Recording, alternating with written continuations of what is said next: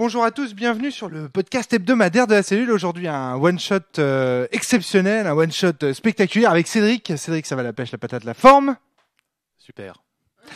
Également avec Flavie. Flavie, la pêche, la patate, la forme. Ouais, la pêche, la patate, la forme, Cthulhu. Très très bien, nous sommes également avec Adrien. Bonjour Adrien, mes chers auditeurs, en direct de la cellule. il voulait à tout prix nous la faire. Mais je vais garder cette voix jusqu'à la fin du podcast, je pense. Ah non, tu ne la tiendras pas, Je sais que le jeu que nous testons ce soir est assez vieux, mais quand même, il ne mérite pas cette voix de TSF. Non. Mais si, tout à fait, mon cher Romaric, il le mérite. Okay, S'il y en a bien un parmi tous qui le mérite, c'est celui-ci. C'est le défi d'Adrien ce soir. Alors on va voir s'il tiendra jusqu'au bout. Nous sommes également avec Darky, alias Benjamin. Benjamin, ça va? Salut, la patate, la pêche. La patate, pareil, tous les fruits et légumes, etc. Exactement. Nous sommes également avec Jérôme Oui. S. Oui, bonjour, oui. La pêche, t'es prêt à tester Cthulhu? Oh oui. Cthulhu Je connais pas. Qu'est-ce que c'est? V5.5. Alors Cthulhu, comment le présenter? Je pense d'abord il faut dire que c'est un jeu de rôle qui se monte en réaction. Tu as la pêche Déjà, de Cthulhu? c'est une nouveauté actuelle de 1980. La pêche de Cthulhu. Donc oui, effectivement, c'est une nouveauté. C'est un des jeux les plus célèbres au monde, un des jeux les plus joués au monde, l'Appel de Cthulhu, qui est un jeu qui s'est un petit peu construit en réaction, un jeu de Sandy Petersen, qui s'est un petit peu monté en réaction d'un autre jeu de rôle qui est finalement AD&D, parce que l'Appel de Cthulhu prenait un petit peu tous les travers d'AD&D et puis les inversait. Typiquement, par exemple, dans AD&D, on traîne un perso très longtemps. Et puis là, justement, le perso dans l'appel de Cthulhu, on ne traîne pas du tout longtemps, puisque le but on le du garde jeu, à peine le temps de garder les bigoudis sur la tête de madame. Oh putain, tu vas me faire chier, toi. Ce serait bien qu'on le garde aussi longtemps que ton accent. Toi, tu commences à me baver sur les rouleaux, toi. Mais en tout cas, une chose est sûre, c'est que dans l'appel de Cthulhu, le but, ce n'est pas de faire vivre son personnage très très longtemps. D'ailleurs, ce n'est pas vraiment le personnage qui évolue, c'est plutôt le joueur qui apprend de plus en plus de secrets sur l'univers de l'appel de Cthulhu. Non, le but du jeu, c'est vraiment de mourir le dernier, puisque les scénarios sont généralement très très mortels. C'est ce qu'on pourrait appeler techniquement un survival horror. Voilà, c'est un survival, exactement, c'est un survival horror en jeu de rôle.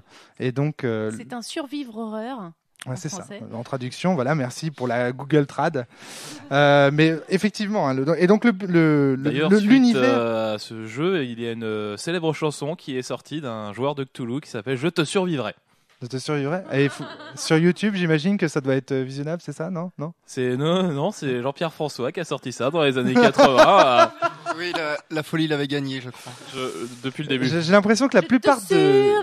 J'ai l'impression que la plupart de mes joueurs ce soir ont déjà perdu tous leurs points de scène et donc ça me promet pour le scénar d'après. Donc c'est moi qui vais maîtriser ce jeu fantastique puisqu'à chaque fois que Cédric revient à la barre, on a coutume de se faire un petit Cthulhu. C'est le Cthulhu des vacances. Le respect des vieilles traditions. Et voilà, donc on va se faire un petit Cthulhu et puis on en profite pour enregistrer un one-shot sur ce jeu que, autour de cette table, nous aimons, nous admirons. Alors l'univers de Cthulhu, c'est très simple. C'est notre univers actuel. Enfin là, on va jouer aujourd'hui en 1920, mais ce que je veux dire, c'est que c'est l'univers normal, sauf que derrière cet univers, on apprend au fil des scénarios... Des choses étranges nous se apprenons trament. Cet univers est parcouru par un gigantesque... complot, ou en tout cas un gigantesque enjeu de pouvoir à l'échelle intergalactique. Interdimensionnel, je dirais même plus. Voilà, entre les différents grands anciens inventés par H.P. Lovecraft. Est-ce que déjà, autour de cette table, il y a quelqu'un qui peut nous parler d'H.P. Lovecraft, ou non, on est tous des noobs d'H.P. Lovecraft? On peut un peu. Ouais. Jérôme, est-ce que tu connais H.P. Lovecraft Lovecraft, ouais, c'est un auteur de science-fiction américain. Oh là là, de fantastique. Oui, alors il y a débat, il y a débat. Fantastique, ouais. Alors, principalement fantastique. fantastique. Science-fiction, voilà, mais c'est vrai, principalement fantastique. Je suis assez d'accord avec Adrien. donc qui a inventé toutes ces nouvelles, parce qu'il a beaucoup écrit de nouvelles, très peu de romans. Parlent toutes de la même mythologie finalement, de celle donc de ces grands anciens. Absolument. Qui nous dépassent complètement et dont ne serait-ce que lire le nom pourrait rendre fou quelqu'un. Le principe de l'univers de Lovecraft, c'est ça, c'est qu'en fait, les humains croient comprendre le monde dans lequel ils vivent, et en fait, tout les dépasse. Et le principe, c'est de dire finalement, l'être humain, le joueur, le personnage des joueurs, c'est peu de choses, c'est rien du tout. Il se fait écraser. C'est une phrase qui revient souvent chez Lovecraft, c'est l'être humain n'est rien dans l'univers, c'est qu'une poussière. Voilà, exactement. Et c'est vraiment le principe de cet univers, c'est ça, c'est de nous faire comprendre que on a l'impression de comprendre les choses et l'univers dans lequel on vit, mais en fait, tout ça nous dépasse. Et Flavie, tu veux faire une C'est blague? aussi quelqu'un qui utilise des adjectifs comme cyclopéen, Et très souvent, qui ne veut absolument rien dire. dans non le- euclidien. Non Non, si, euclidien. cyclopéen, Oui, attends, ça, oui, cyclopéen, je ça sais, a mais un quand sens. tu vois des colonnes cyclopéennes... Ah, si, ça a un sens, un cyclopéen. Si, Ça c'est- fait référence à la Grèce antique qui est antique de l'époque des Cyclopes, et du coup qui est quelque chose de très antique. Oui, et ben quand il le dit... Donc il c'est le dit Adrien très qui souvent. parle là, parce que je pense que personne n'a. Ah oui, excusez-moi, chers auditeurs, j'ai perdu ma petite voix. Ah, bah dis donc. Merci Romaric de m'avoir rappelé à ce C'est souvenir. ça. Mais Merci Romaric. Merci, Romain. le principe, c'est d'effectuer comme ça une espèce de révolution copernicienne et de décentraliser l'homme qui n'est du coup plus du tout au centre de l'univers, mais bien ces fameux grands anciens qui règnent.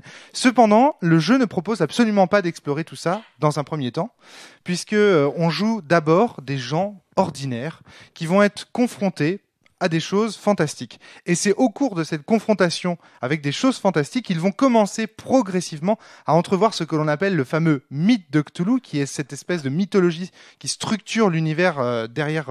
Et Alors, non pas un gros insecte. J'ai quand même une précision à Cthulhu. apporter, Cthulhu. c'est Adrien. que tout le mythe de Cthulhu jeu de rôle a inventé beaucoup autour des écrits de Lovecraft. Les écrits de Lovecraft sont très lapidaires. Oui. Il y a en fait, si on lit les livres de Lovecraft, on n'a pas du tout ce que le jeu de rôle en propose. Tout à fait. Il y a quelques noms qui sont lancés une fois et on a créé derrière des grands anciens, je- on a créé derrière des choses.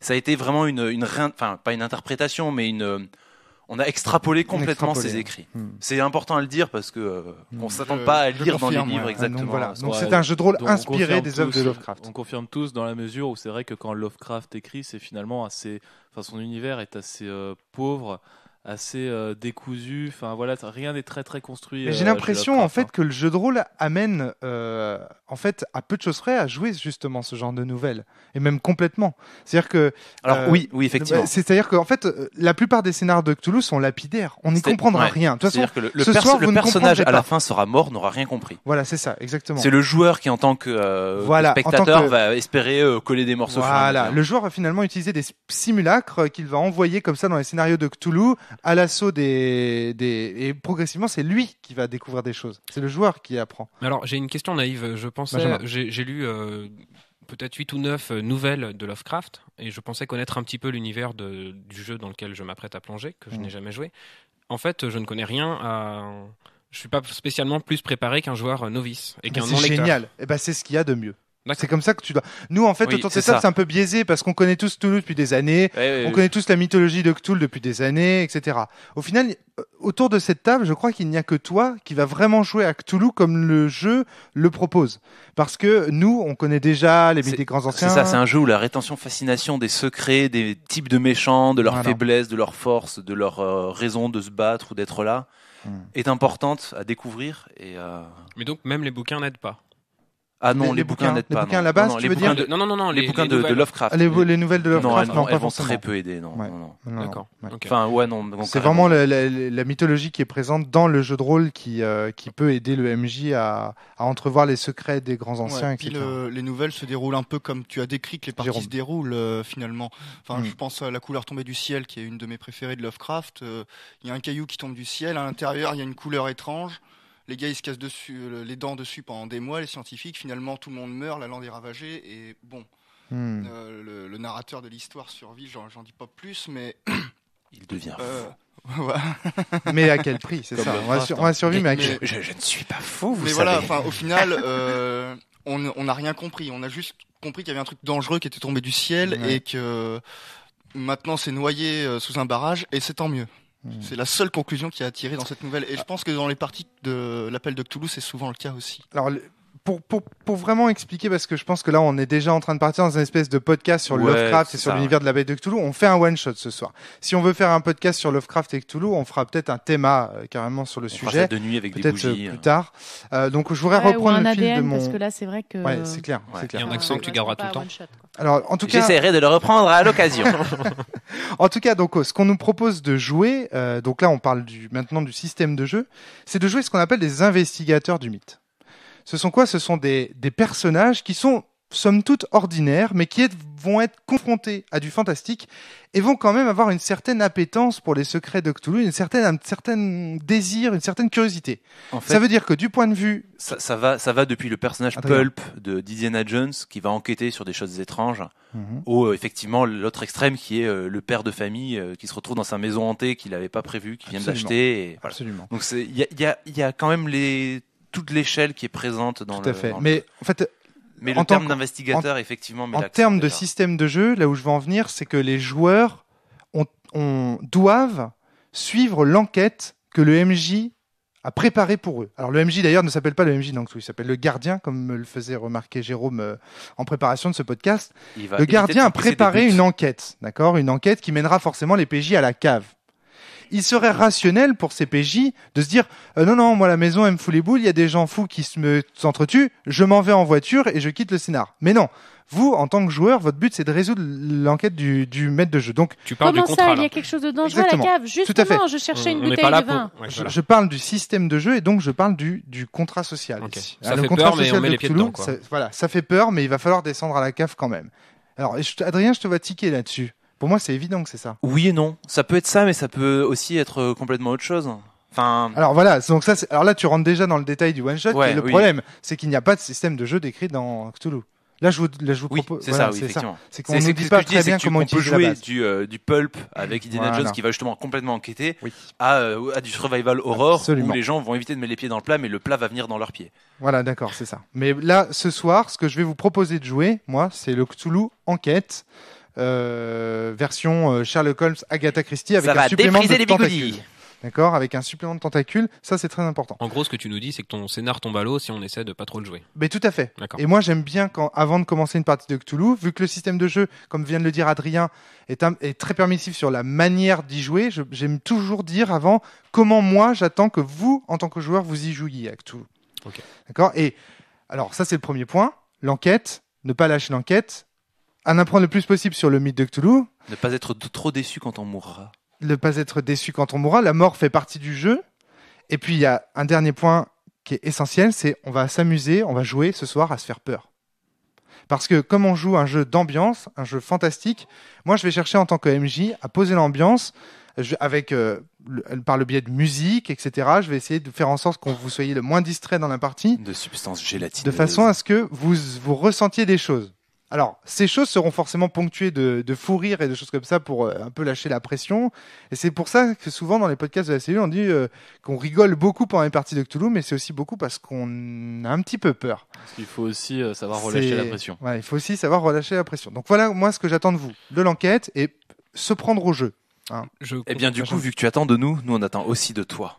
D'accord, je te remercie. Adrien. C'était Bah, beau, Adrien, c'était beau. Benjamin, J'avais tu une question voulais- simple. Ouais. Je sais que j'ai cru comprendre que tout le monde joue à Cthulhu pour se faire peur, jouer avec la peur. C'est dans les bases du jeu, ça Oui, vraiment. La plupart des nouvelles de Lovecraft, en dépit de leur caractère, les choses qui nous dépassent Ouais. sont aussi des nouvelles horrifiques, dans lesquelles justement le phénomène de dépassement créé par ces grands anciens crée de la peur et surtout crée de la détresse mentale. Et là, j'en Ouais. viens au système de résolution. Merci, ça me permet de faire une transition. Le système de résolution avec lequel on va jouer ce soir, donc comme je l'ai dit, on joue à édition 5.5, c'est donc la version Chaosium avec le dessin. Le principe est très simple. Vous avez des caractéristiques et des compétences.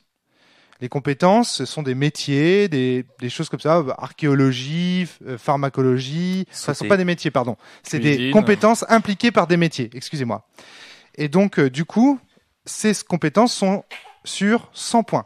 Les compétences vont de 0, vous ne possédez pas la compétence, à 100, vous êtes maître total dans la compétence. Alors, à ma connaissance, je ne connais pas de PNJ ou de pré-tirés dans lesquels on trouve un 100 parce qu'il me semble, alors là c'est pareil, j'ai pas révisé. Il me semble que 99 est le maximum. Voilà, il me semble que 99 est le maximum, hein, parce que justement il y a toujours le 100 qui est toujours cet échec critique. Par contre, j'ai quand même vu quelqu'un à 100 points en mythe de Cthulhu, mais bon bref, ça c'est un autre problème. Mais en tout cas, les compétences vont de 0 à 99. À 99, vous avez quasiment qu'une chance sur 100 de rater, en fait. Parce que c'est très simple, il suffit de lancer un dé 100. Si vous faites au-dessous de votre compétence, vous réussissez. Donc plus vous avez haut dans la compétence, si vous avez 75, vous avez donc 75% de chance de réussir. Parce que sur un 35, vous réussissez, sur un 45, vous réussissez, sur un 50, vous réussissez. Par contre, sur un 83, vous ratez. Parce que 75, c'est inférieur à 83. Donc il faut à chaque fois imaginer que c'est du pourcentage et on lance le dé 100. Et c'est aussi simple que ça. Ça, c'est un système que je trouve sympa, vraiment le système de pourcentage est à l'inférieur. Jérôme. Parce que ça le rend très lisible, comme tu dis, quoi. Mais oui. J'ai 75, c'est Mais 75%. Très aléatoire. Très aléatoire. Alors, ça, c'est un... Ça, c'est un vrai problème. On en parlera ouais, peut-être après le tout à podcast, fait. après Voilà, on en parlera la après le présentation, bleu, ouais. après le jeu. On en parlera Mais- après le podcast quand vous ne pourrez plus écouter. Le podcast Langue de Bois. Donc, on en parlera plutôt après le jeu, bien sûr. On verra que effectivement, c'est un système qui est très très aléatoire, mais qui crée aussi du fun et qui crée du stress aussi. Et on en discutera longuement. Donc, voilà un petit peu pour présenter le système. Alors après, bon, il y a des points de vie, et c'est ça la grosse innovation de Cthulhu, c'est les points de santé mentale, qui sont les points de San, qui sont la grosse innovation du jeu, parce que, encore une fois, c'est un jeu qui s'est monté en réaction un petit peu à Donjons et Dragons. Tout le monde jouait à Donjons et Dragons lorsque l'appel de Cthulhu a été créé, et les gens qui ont fait l'appel de Cthulhu ont un petit peu voulu faire un nombre de pieds de nez assez incalculable. En fait, c'est assez énorme le nombre de pieds de nez qu'il y a à Donjons et Dragons dans l'appel de Cthulhu, et dont celui-ci de prendre en considération, enfin, l'esprit et le mental des personnages que l'on interprète. Et donc, il y a ce système de santé mentale. Plus on est bas, plus on est dérangé ou fragile psychologiquement. Et le fait de rater des jets va causer de la perte de santé mentale. Et quand est-ce qu'on rate les jets ou quand est-ce qu'on les réussit? C'est lorsqu'on est confronté au surnaturel. Donc la confrontation avec le Ou aussi il y a des choses douloureuses. Inexplicables. Et... Non, parce que voir un cadavre, ça peut perdre la scène. Alors, Alors au que c'est début, juste oui. un cadavre. Au début, oui, mais il faut savoir que plus tu es confronté à des scènes... Oui, bien sûr. Mais... Voilà. Si par exemple tu es médecin légiste, voir un cadavre ne te procurera pas Oui. la perte de santé mentale. Mais oui, mais on est d'accord. Et alors, quand on est un peu fou, nos persos perdent de leurs caractéristiques ou on doit le jouer fou? Alors, Alors Il y a en pas- fait, il n'y a pas de ouais, récompense au RP dans Cthulhu. Ok. Donc Par- c'est la le contrat folie, social elle du MJ. intervient de deux façons, il me semble. Soit quand tu Adrien. atteins 0, soit quand tu subis une perte de plus de je sais plus combien de points Voilà. en une fois. Tu as des folies Ou en temporaires un certain temps. et des folies permanentes à long terme. Et fonction, c'est peut-être un peu technique Mais déjà bon, ça pour c'est le dans les podcast, règles, on verra ça Voilà, peut-être on verra après. ça peut-être après. Mais en gros, tu vas prendre des folies temporaires si tu prends des gros coups dans Et la qui, gueule du coup, d'un vont seul coup. t'imposer un roleplay momentané, Voilà, momentané. manger un cadavre. Voilà, c'est ça. voilà. D'accord, ok. Et Oui, ou pas un cadavre, hein, d'ailleurs. des allumettes. On peut manger un ami. Ou ton voisin. Non mais en le La cuisinant, cuisine de Cthulhu. en le cuisinant bien quand même, parce que voilà, on n'est Voilà, pas, tout à on n'est pas des bêtes. Donc voilà, c'est vraiment une des grosses innovations de l'appel de Cthulhu, c'est ça, c'est cette histoire de santé mentale, et c'est vraiment eux qui inventent un petit peu, qui lancent cette dimension en fait psychologique dans le jeu de rôle aux États-Unis à cette époque-là. Donc voilà, on va pouvoir jouer à l'appel de Cthulhu. Voilà, donc on va jouer sérieux, hein. On va Donc, laisser c'est- les sauts ici. C'est sérieux maintenant. On joue. On joue.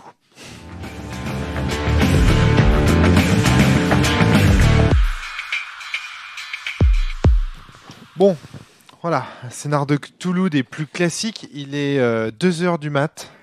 Déjà, il a duré assez longtemps, hein, je crois, à Ouais, peu près 5 ouais. heures. Oui, c'est ça dans ces eaux-là. Ouais. Ouais. Pour moi, c'est long. Je sais pas, vous avez l'habitude de jouer longtemps Alors 5 moi, heures. oui, c'était une petite partie pour moi. Mais en fait, moi, D'accord. ça me dérange pas outre mesure tant que le scénar se évolue bien. Faut pas qu'il y ait de grands vides. Là, Adrien. on s'est Ouais, pas pour moi, c'est bloqué. une durée normale. Jérôme. C'est ce qu'on fait d'habitude. D'accord. Yosei, qui nous a rejoint. Donc toi, tu as pris la place de Flavie hein, De Thomas. Oui, enfin, du coup, elle prend la place de Flavie dans le podcast, parce que Flavie a été se coucher. Thomas Poussou est arrivé sur le scénar, puis finalement, il s'est désisté, il t'a laissé sa place. C'est génial, compliqué. voilà. Oui. C'est compliqué, mais bref, c'est Yosei qui va suppléer Flavie de. Au du final, coup, je me suis incrustée de partout, quoi. Dans la partie, dans le podcast, tout va bien. C'est génial. Mais ça ne me dérange pas du tout. Alors, qu'est-ce que tu as pensé de cette première partie de Cthulhu? C'est la première fois que tu joues à Cthulhu? C'est ça, c'est la première fois. Moi, j'ai adoré.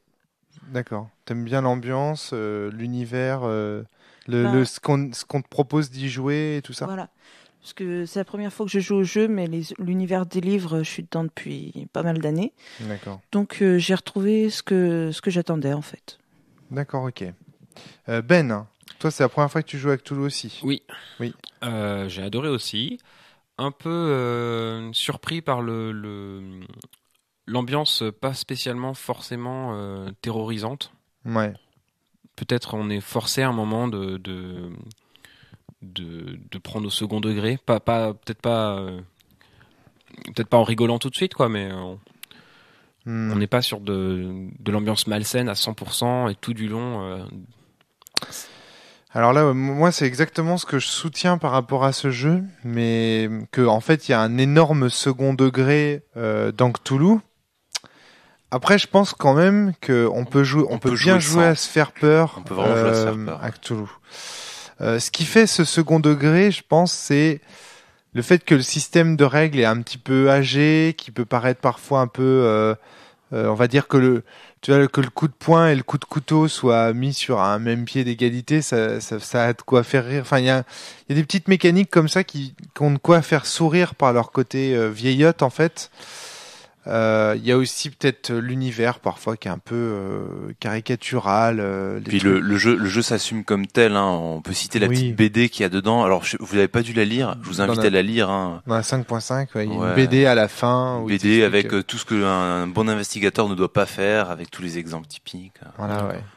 Tu trouves un sort pour invoquer un vagabond dimensionnel, ben faut pas le jeter tant que t'as pas appris à le contrôler. Voilà, c'est tout bête. Enfin, voilà, mais c'est plein de trucs comme ça. Du coup, c'est ce plein que de tu clins disais d'œil. aussi à un moment donné au cours de la partie, Ben, c'est finalement, quand tu réfléchis bien, l'univers de Cthulhu te pousse à perdre encore et encore de la santé mentale. Même quand il te donne du pouvoir, c'est-à-dire même quand il va te donner un sortilège, le but, ça reste quand même que, par le biais de ce sortilège, tu perdes de la santé mentale. Mais ça me va parce que ça donne une espèce d'ultimatum. Ouais, C'est- c'est un équilibre entre pouvoir et durée de vie. c'est Ouais. c'est censé contribuer à la peur, à l'aspect fini, mais au final, tu peux plus spécialement interpréter ton personnage. En fait, ouais. Et tu finis à te retrouver à vraiment avoir conscience d'être en train de jouer un personnage emprisonné dans une fatalité. Et bon, Alors, il y a tu t'en détaches. une grande difficulté, c'est que jouer ce genre de personnages qui sont en situation de peur et de panique, c'est impossible. C'est impossible pour un joueur parce que on peut pas partager complètement ses sentiments. Ne serait-ce que parce que non, on n'est pas dans les mêmes situations. Et jouer un personnage dans une situation de panique, c'est vraiment ne serait-ce parce qu'on a cette distance, on va les jouer de façon autre.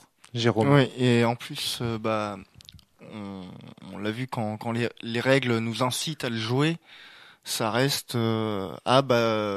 t'es paralysé pendant tant de tours. Finalement, à un moment, je faisais la comparaison avec Yosei, mais c'est un peu comme dans WoW quand on aveugle le personnage ou je sais plus quoi, il tourne en rond pendant 6 secondes et Dans le jeu vidéo, quand on prend une altération d'état, voilà. typiquement, on va être immobilisé pendant quelques temps. Après, que ce soit lié à un poison, à de la cécité ou à autre chose, ça n'a pas grand impact sur les mécaniques de jeu. Alors en l'occurrence, dans les jeux Alors, vidéo, si, généralement, si. ça en a.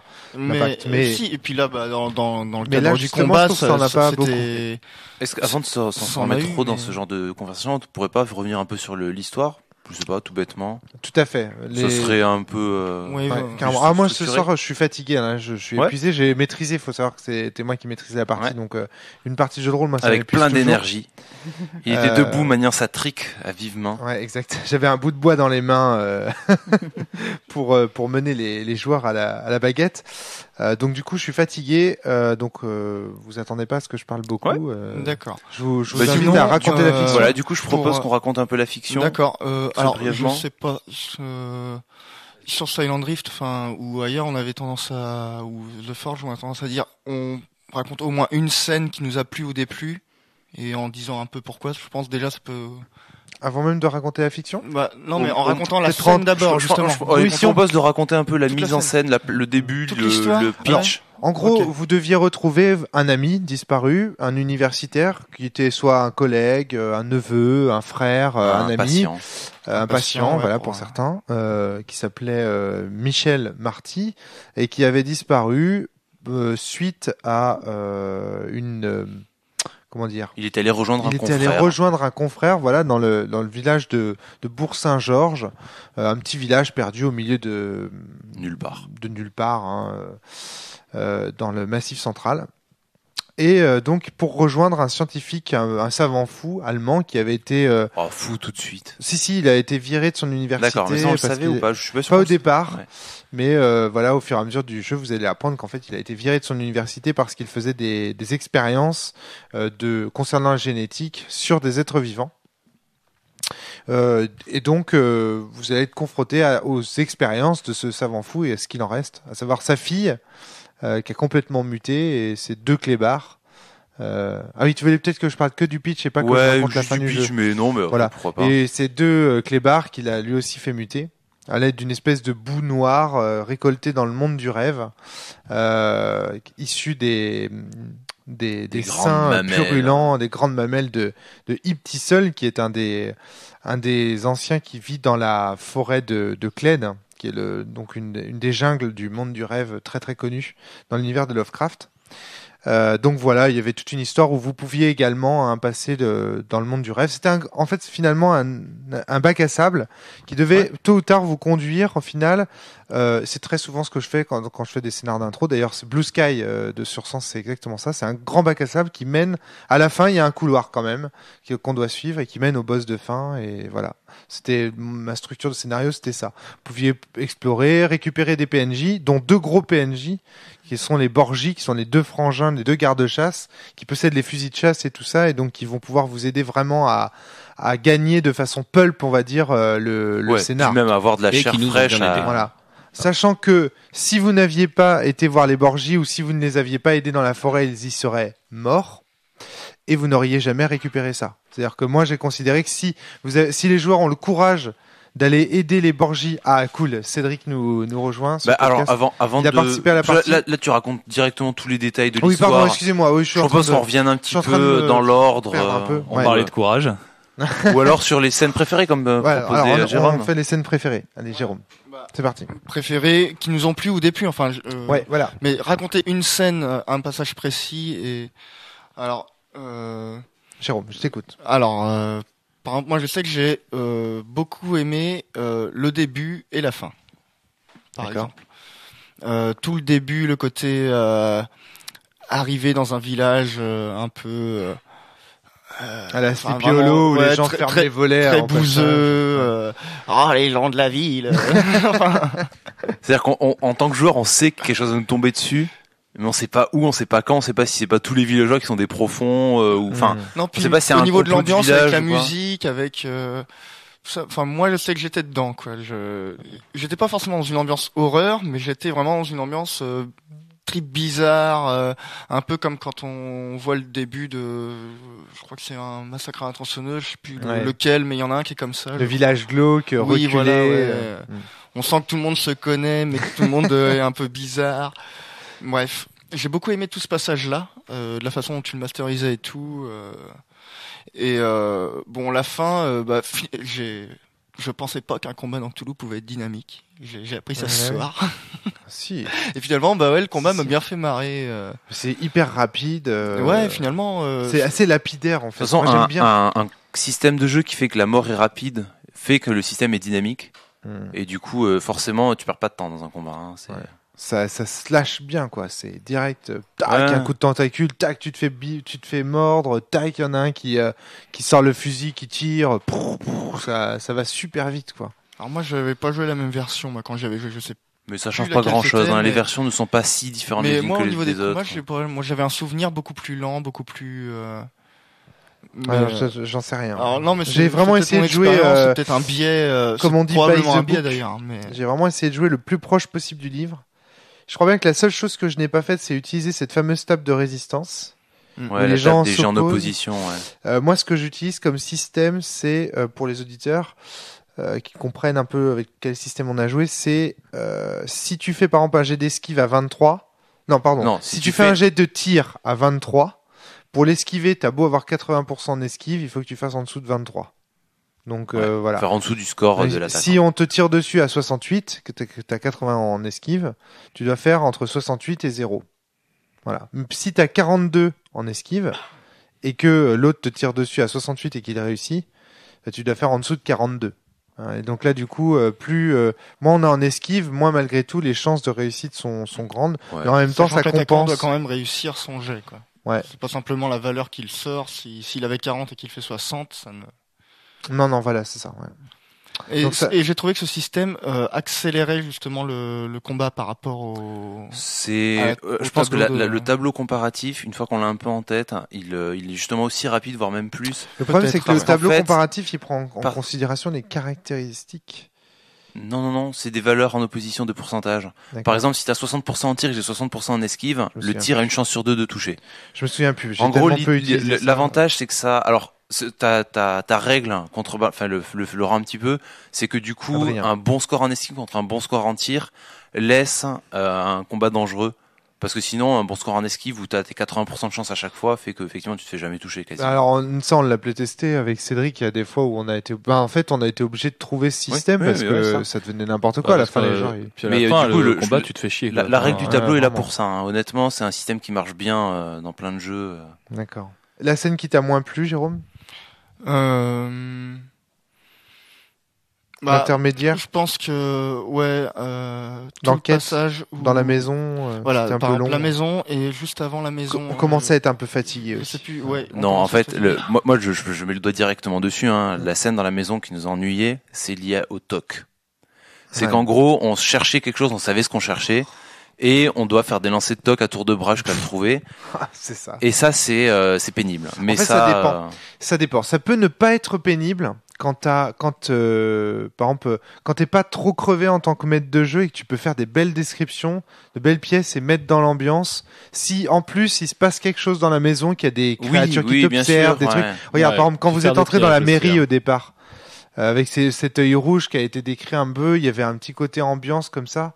Mais il y a un moment donné où moi j'en avais un petit peu marre et je voulais accélérer. Oui. Et mais c'est ça le se moment où comprend, j'ai ça se fait comprend, ouais. En gros, j'aurais dû faire un jet de toc sur la maison, dire dans la bibliothèque vous trouvez ça, dans le truc vous trouvez ça. Non, peut-être pas. Mais Mais bon, en fait, ça fait un peu. En fait, accéléré, quoi. le classique qui marche bien, c'est de décrire la pièce en détail. Et quand les joueurs te demandent, je fouille la commode, ils trouvent tout ce qu'il y a trouvé dans la commode. C'est parce ce que que- j'ai fait. Hein. Oui, bien sûr. C'est Mais, juste les jets de toc qui sont chiants. Ouais, voilà, c'est ça. Le problème, c'est non, mais en fait, le jet de toc doit être le substitut refuge du joueur qui a la flemme de décrire ce qu'il fait. Ouais. En fait, faut pas un joueur qui dit, je recherche un type de bouton parce qu'on cherchait un bouton particulier pour actionner un passage secret. Ouais. Je cherche un bouton, je sais ce que je cherche. Hmm. Il le trouve parce qu'il passe son temps à le chercher, il sait ce qu'il cherche, il sait comment sont planqués les autres, voilà. C'est exactement comme ça que je joue en général. Ouais, bien mais sûr. c'est vrai que Mais si c'est- tu voilà, veux jouer ouais, c'est- by the book, Ouais, comme on dit. Ouais, bien sûr. Mais voilà, moi je mets je pense que j'exprime clairement ce qui t'a Ouais. bloqué dans cette scène-là. Ouais, effectivement, ouais. Mais Et avant, tu disais, il y avait Et une scène. justement, Ah, le clocher. Il y avait le clocher avant et Oui, la alors, scène dans les bon, bois. la scène du clocher. Non, Oh, moi, j'ai bien aimé la scène. Voilà. dans Non, les la scène bois. du clocher, non, c'était, non, elle était super sympa. Ouais. D'accord. Après, avec le personnage de Flavie qui joue encore à ce moment-là, on s'est retrouvé à l'écart. Mais ça, c'est C'est un peu vous qui avez choisi. Ah oui, pour oui. pas prendre de risques. Complètement. Moi, il y a un voilà. truc que j'aimerais bien faire quand même, parce que là, on raconte Adrien. des moments complètement disséminés de l'histoire. Je vais faire un récapitulatif super court de ce qu'on a fait.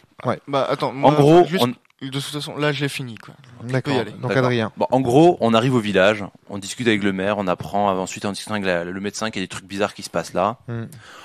On prend une chambre pour la nuit pour se reposer, on entend des hurlements pendant la nuit, les hurlements qui ressemblent à celui de notre ami qui a disparu. Tout à fait. On se dit que ça doit venir d'un endroit haut pour qu'on l'entende d'un peu partout dans la ville, on va voir à l'église, Pense clocher. Ouais. fausse piste. De là, on voit qu'il y a des affrontements qui ont lieu pas loin de la forêt. Tout On à va fait. sur place, bon pas tout le monde, hein. Il y a les frères, les fils d'un garde-chasse qui a été tué récemment. Borgie. Voilà, Borgie, donc les PNJ qui vont nous suivre tout le long du scénario, qui affrontent des sortes de super chiens balèzes et tout, qu'ils ont mis en déroute. Et on va les aider pour les poursuivre, les traquer dans la forêt. Voilà. On les trouve au pied d'un vieux portail, une ruine de mamelles qui forme une sorte de portail, voilà. On se frite les 2 chiens. Voilà, c'est un peu difficile, mais on s'en sort. Ouais. On repart en ville, brûler les 2 chiens. Puis ensuite, on se dit, voilà, on va fouiller le manoir où est parti notre ami, où il a logé chez ce scientifique Le lendemain allemand. matin. Le lendemain matin. Puis ensuite, on ira peut-être visiter cette île étrange qui est au centre d'un lac, qui est assez sordide. Dans la propriété Voilà. de Dunwald. Donc on fouille la baraque, on trouve des références aux mythes, donc un bouquin sur une divinité qui est liée à ces mamelles de ce portail dans la forêt. On trouve toute une expérience pour fabriquer des potions pour aller dans le monde des rêves. On voit le lien entre le monde des rêves et tout ça. On trouve un passage secret. Donc c'est là, on voit aussi des traces visqueuses, des passages de créatures étranges, tout ça. Et puis on suit ce passage secret qui nous amène sur l'île en question.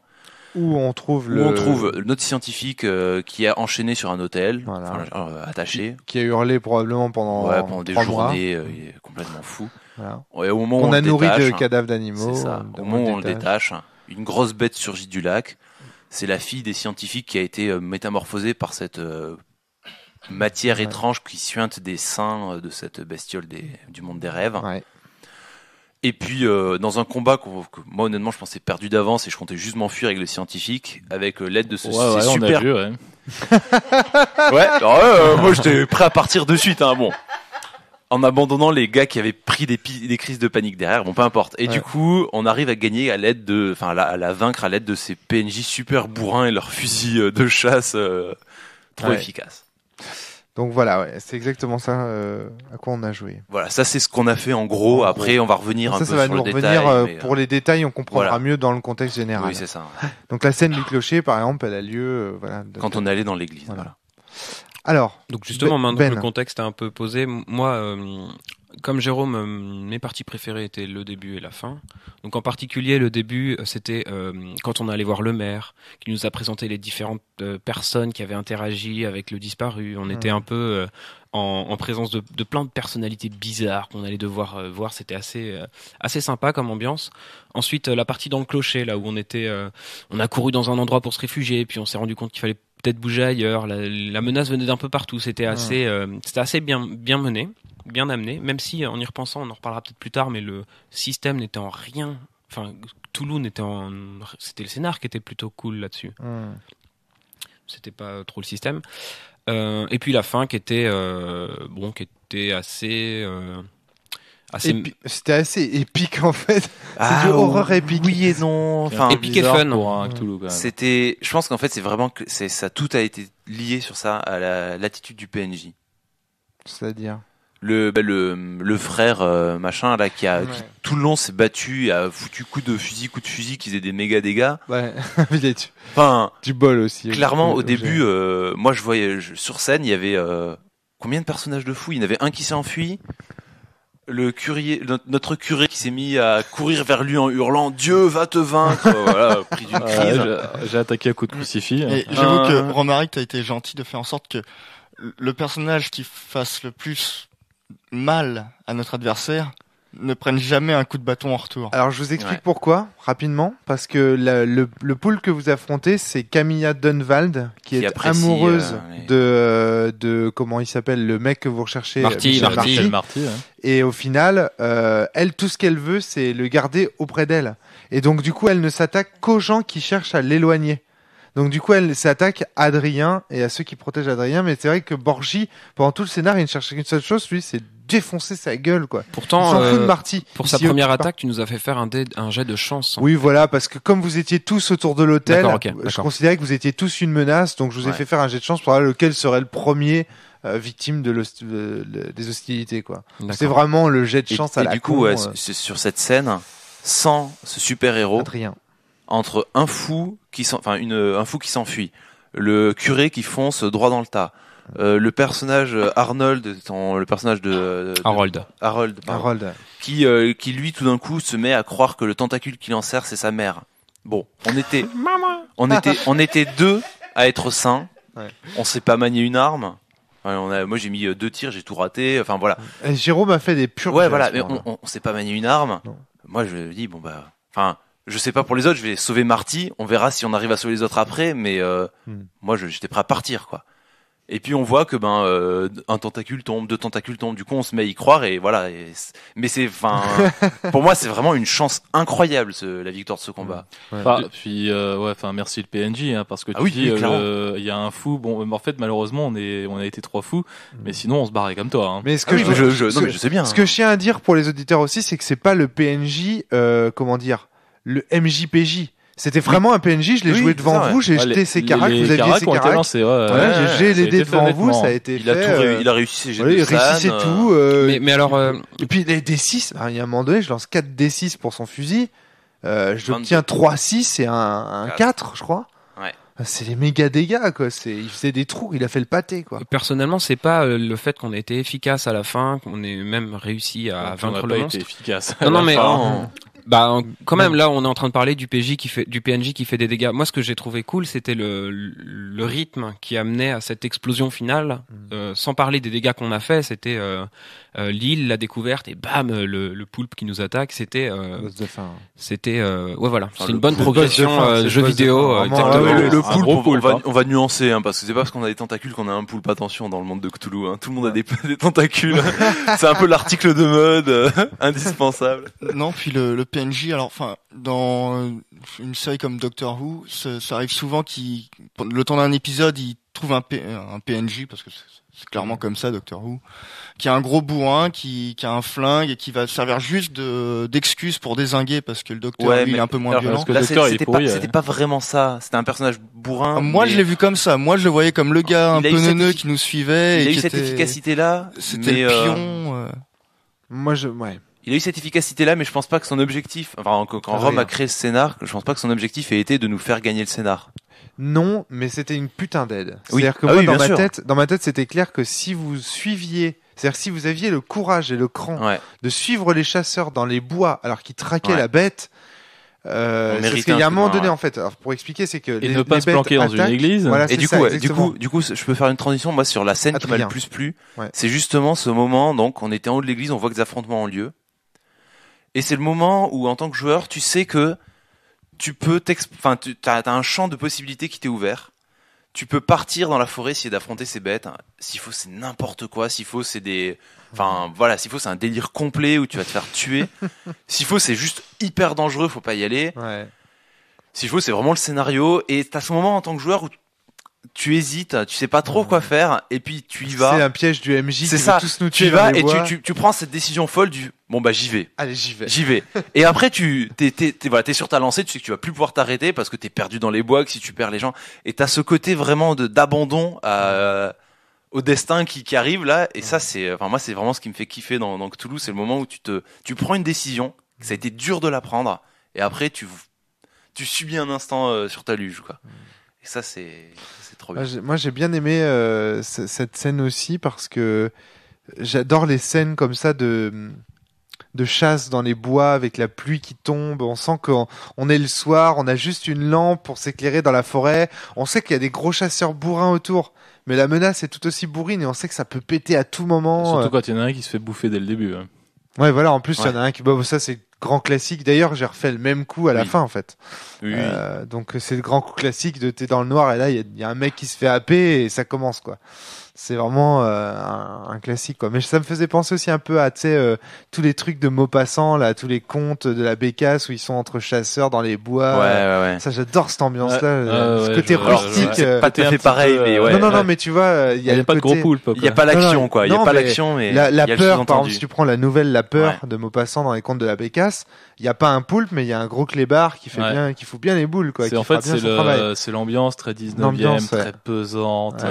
Ça j'aime bien ces ambiances-là. Tu as très bien retranscrit au début, cette ambiance. Ben, est-ce que tu as une scène qui t'a moins plu ? À la fin, je te sentais un peu piqué du nez quand même. Ça commençait à être... Ah non, pendant le combat ? Pas pendant le combat, juste avant en fait. Dans la maison, en fait, c'est cette scène de la maison. Ouais, il y a eu un petit coup de mou là, bien sûr. Alors non, moi même pour moi. j'ai subi un peu le système dans la scène de la maison, mais je trouvais très cool que tu ne tentes pas tant que ça de nous aider. On était dans un truc, fallait qu'on galère.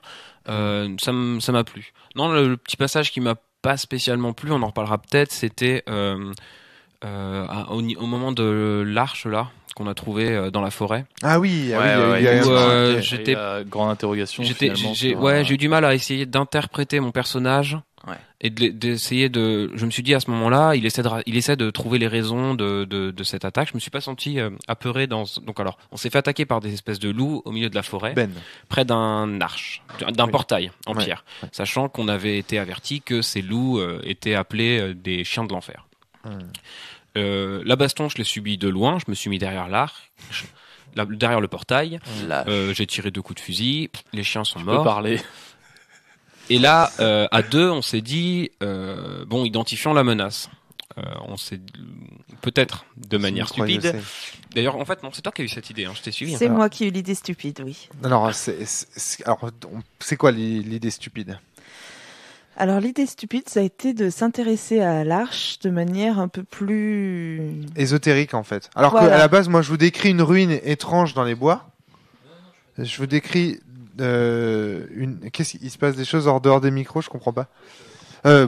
Qu'est-ce qu'il y a, Sen ? Je prends juste le micro 2 secondes. Non, c'est en fait le terme d'idée stupide. Moi, je trouvais pas que c'était une idée stupide. Non, c'est pas une idée stupide. Non, mais c'est une idée qui va être problématique. C'est une idée qui va poser problème dans l'interprétation qu'on doit faire des règles et tout ça. Alors, attends. Donc, il y a cette arche que je vous décris comme une ruine païenne, en fait, quelqu'un qui a mis ça là avec des nichons. Parce que le trip de Hyptissel, c'est qu'il a des tas de seins noirs qui déversent cette espèce de sagesse sous la forme d'une boue noire dégueulasse. Et en fait, le truc, c'est que je vous décris ce portail comme une ruine, en fait, comme un lieu de culte. Et là, c'est à ce moment-là, j'ai eu l'impression que vous, en tant que joueur, vous voyez déjà le truc ésotérique. On décrit les faits. Oui, voilà. Et là, en gros, on vient de tuer les chiens. Vous venez de tuer les chiens. On vient de tuer les chiens. Il y a cette arche en ruine. Ils rétrécissent. Il faut préciser que les chiens se remettent en mode normal. Et avant tout, il faut aussi préciser que au moment où on était en train de courir après ces chiens, on est tombé sur l'arche, donc avant l'attaque. Oui. On a un prêtre parmi nous qui a commencé à délirer sur l'arche de l'enfer, les chiens de l'enfer qui viennent de cette arche. On a proposé de le péter, l'arche. Et mon personnage était un anthropologue. C'est vrai que j'ai pris le parti de le jouer comme un anthropologue qui est intéressé par tout ce qui est ésotérique dans les cultures... Enfin, après ça, c'était dans ma tête, c'était mon background dans ma tête. Et donc, je me suis intéressée à cette fameuse arche en tant que portail de l'enfer, comme notre prêtre l'avait supposé. Voilà. Ouais. Donc, j'ai essayé de jeter le cadavre d'un chien rétréci à travers le portail pour voir s'il se passait quelque chose. Ce que j'ai trouvé complètement débile au début.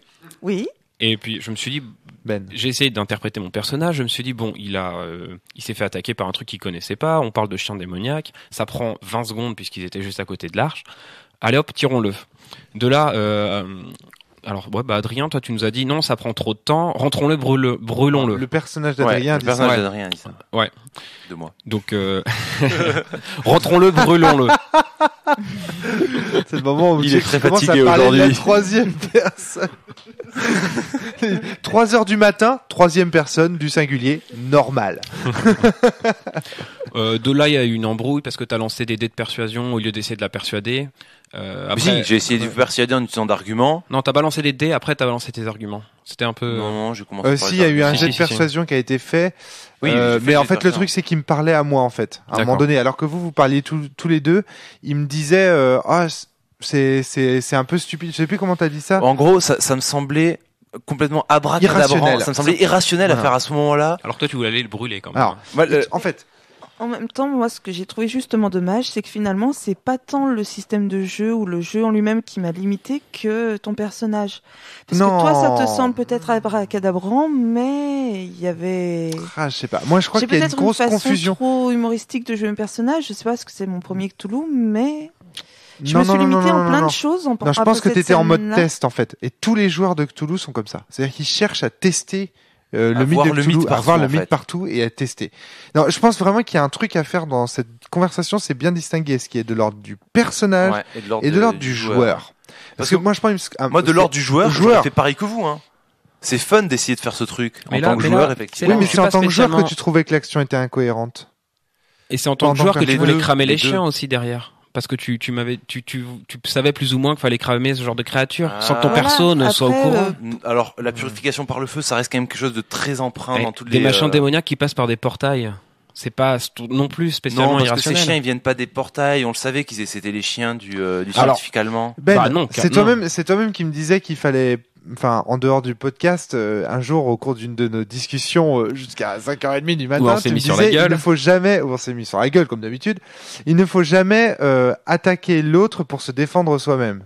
Oui. Je me souviens, la paille, la poutre, Ouais, tout ça, ouais, c'était ouais. ta théorie intéressante sur la paille et la poutre. Oui, on dit pas à un dyslexique qui nous pointe une faute d'orthographe dans notre texte, on lui dit pas ta gueule, t'es dyslexique. Voilà, c'est ça.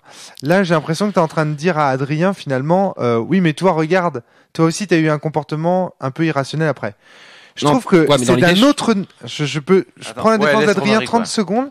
Parce que moi, je prends parti ni pour l'un ni pour l'autre. Je m'en fous complètement. Ce qui m'intéresse, c'est ce qui s'est passé. Le truc, c'est que je trouve que c'est un comportement moins irrationnel de se dire on va brûler des corps de cadavres de chiens errants. Parce qu'on les enterre pas, les corps de chiens, tu vois, on va les brûler.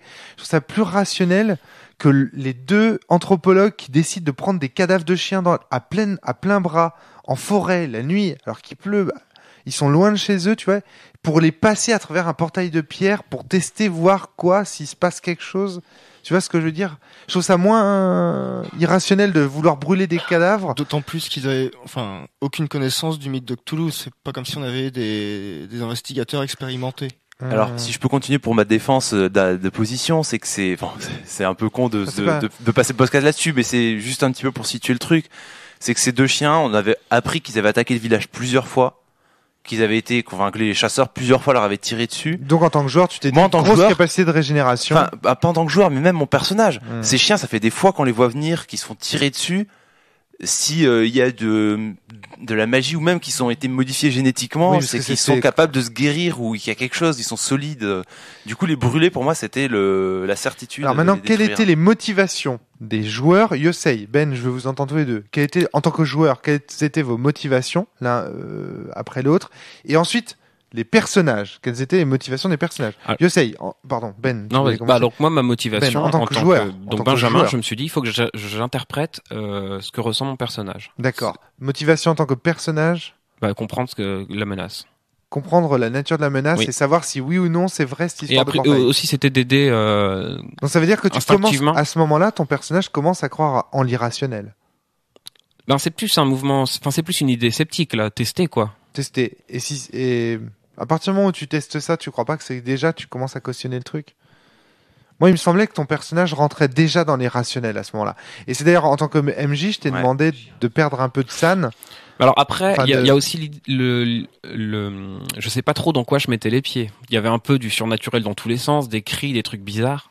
Il faut bien tenter un bout d'un moment et savoir qu'est-ce que ça touche quoi. Parce que vous avez fait plein de trucs qui étaient logiques dans le monde de Lovecraft plus tard, qui refusait d'aller dans la cave, ce genre de truc qui est quelque Bah part, non, qui est j'ai aussi pas- méta, qui est aussi. Non, j'ai pas du tout refusé dans la cave. Hein, ça. Ouais, Non, mais- ouais, je parle. Non, mais Pour en revenir alors, à ce que parlais Yosei, de nous. en tant que joueur et en tant que personnage. Et Euh. après, tu reviens sur ce que je disais. En tant attention, que c'est joueur, technique, hein. c'est, Prends ton petit crayon, note les trucs. Non, mais en tant que joueur, je sais pas, je saurais pas trop l'expliquer. Parce que moi, je vois deux trucs qui s'emboîtent. On peut dire, j'ai envie de tester quoi, un portail de l'enfer, un chien de l'enfer. Je veux voir si l'un va avec l'autre. Quoi. Enfin, Ouais, je mais veux tu dire, vois, voilà. est-ce que ton anthropologue, Et- il voit un chien de l'enfer? Bah- Est-ce qu'il voit un portail de l'enfer? Mon anthropologue, donc comme je disais, qui aime bien les mythologies un peu ésotériques, se fait attaquer par un chien qui a une tête d'1,50 m de large. Et une fois qu'il le tue, s'avère être un chien normal. On travaille sur des modifications génétiques. J'ai envie de dire, oui, il est dans le contexte un peu ésotérique et un peu truc bizarre quand même. Enfin, de base. C'est aussi posé par le scénario. C'est aussi le scénario qui veut ça. Le scénario veut nous mettre la pression par des choses qui sont inhabituelles, qu'on n'a pas l'habitude de voir. Et quand on réagit de manière inhabituelle en testant un truc qui semble complètement stupide, on se fait... Ah, On se on fait- arrive, Bah, c'est attention. ça. Ça là, c'est ça. Enfin, Alors, je bah veux oui. dire, il Alors, faut- qu'est-ce qu'on se fait? On se fait perdre des points de san. En tant que Perdre des MJ, points de c'est sang, le truc oui, que j'ai ça, choisi c'est de normal. faire. Mais on On se va- fait on va pas aussi contester. charrier par les autres joueurs qui sont avec nous, alors joueurs ou personnages, sachant qu'on vient de vivre quelque chose d'irrationnel. Et c'est là où je suis pas d'accord. On me dit, si t'as acheté ce chien par ce portail, c'est que t'es déjà dans le mythe. Non. Justement, quelqu'un qui n'est pas dans le mythe, qui vient de se faire attaquer par des chiens géants qui rétrécissent une fois qu'ils sont morts, bah oui, il perd des points de san et il fait des choses stupides parce que il ne connaît pas le mythe, il n'est pas vraiment confronté Donc, à pour toi, c'était une l'irrationnel. manifestation du choc. Et- Que t'avais Peut-être subi. un petit peu. Je veux dire, on vient de se Donc faire j'ai eu attaquer raison par de nous des faire perdre des chiens. points de san. Donc t'as eu raison. Alors, Donc c'était oui. ça la question. J'ai pas Mais- contesté ça, moi. Quand, Ouais. quand tu m'as dit, mais les autres chasseurs, ils te regardent, ils te disent, mais t'es complètement Ouais, débile. voilà, Là, moi, je me suis dit, ouais, bah là, j'interprète mon personnage et je me sens comme un Parce qu'en con. fait, donc pour les auditeurs, rapidement, moi j'ai pris le parti en tant que meneur, de gardien, de vous faire perdre des points de santé mentale parce que vous aviez des comportements qui étaient beaucoup plus irrationnels que ceux impliqués par votre jet de san précédent. Et C'est-à-dire que votre jet de san précédent montrait que vous encaissiez le coup, il me semble. Il me semble. non, moi, Et je- au final, vous jouiez comme si vous pétiez un petit cap. Quand Alors, même. ouais, non, moi, j'avais perdu quand même Toi, t'avais perdu des points, 6 ouais, points, ouais, et du ouais. coup, t'as dit que ça cumulait, mais ça, Oui. ça passait. Et après, je t'ai fait lancer. T'as encore raté. Je t'ai fait lancer un D4 et finalement, je suis revenu en arrière. Je dis non, ça mérite Enfin- pas autant une grosse sanction. Là, j'allais te faire quand même perdre quasiment 8 points de san. Dans tous les cas, des ça chiens m'allait d'enfer. parce qu'en plus mon personnage c'est vraiment trouvé con et ça convenait. Le seul Oui. souci en fait que j'ai eu avec cette scène, pour en revenir au fait que c'était la scène que j'ai peut-être le moins aimée, Ben.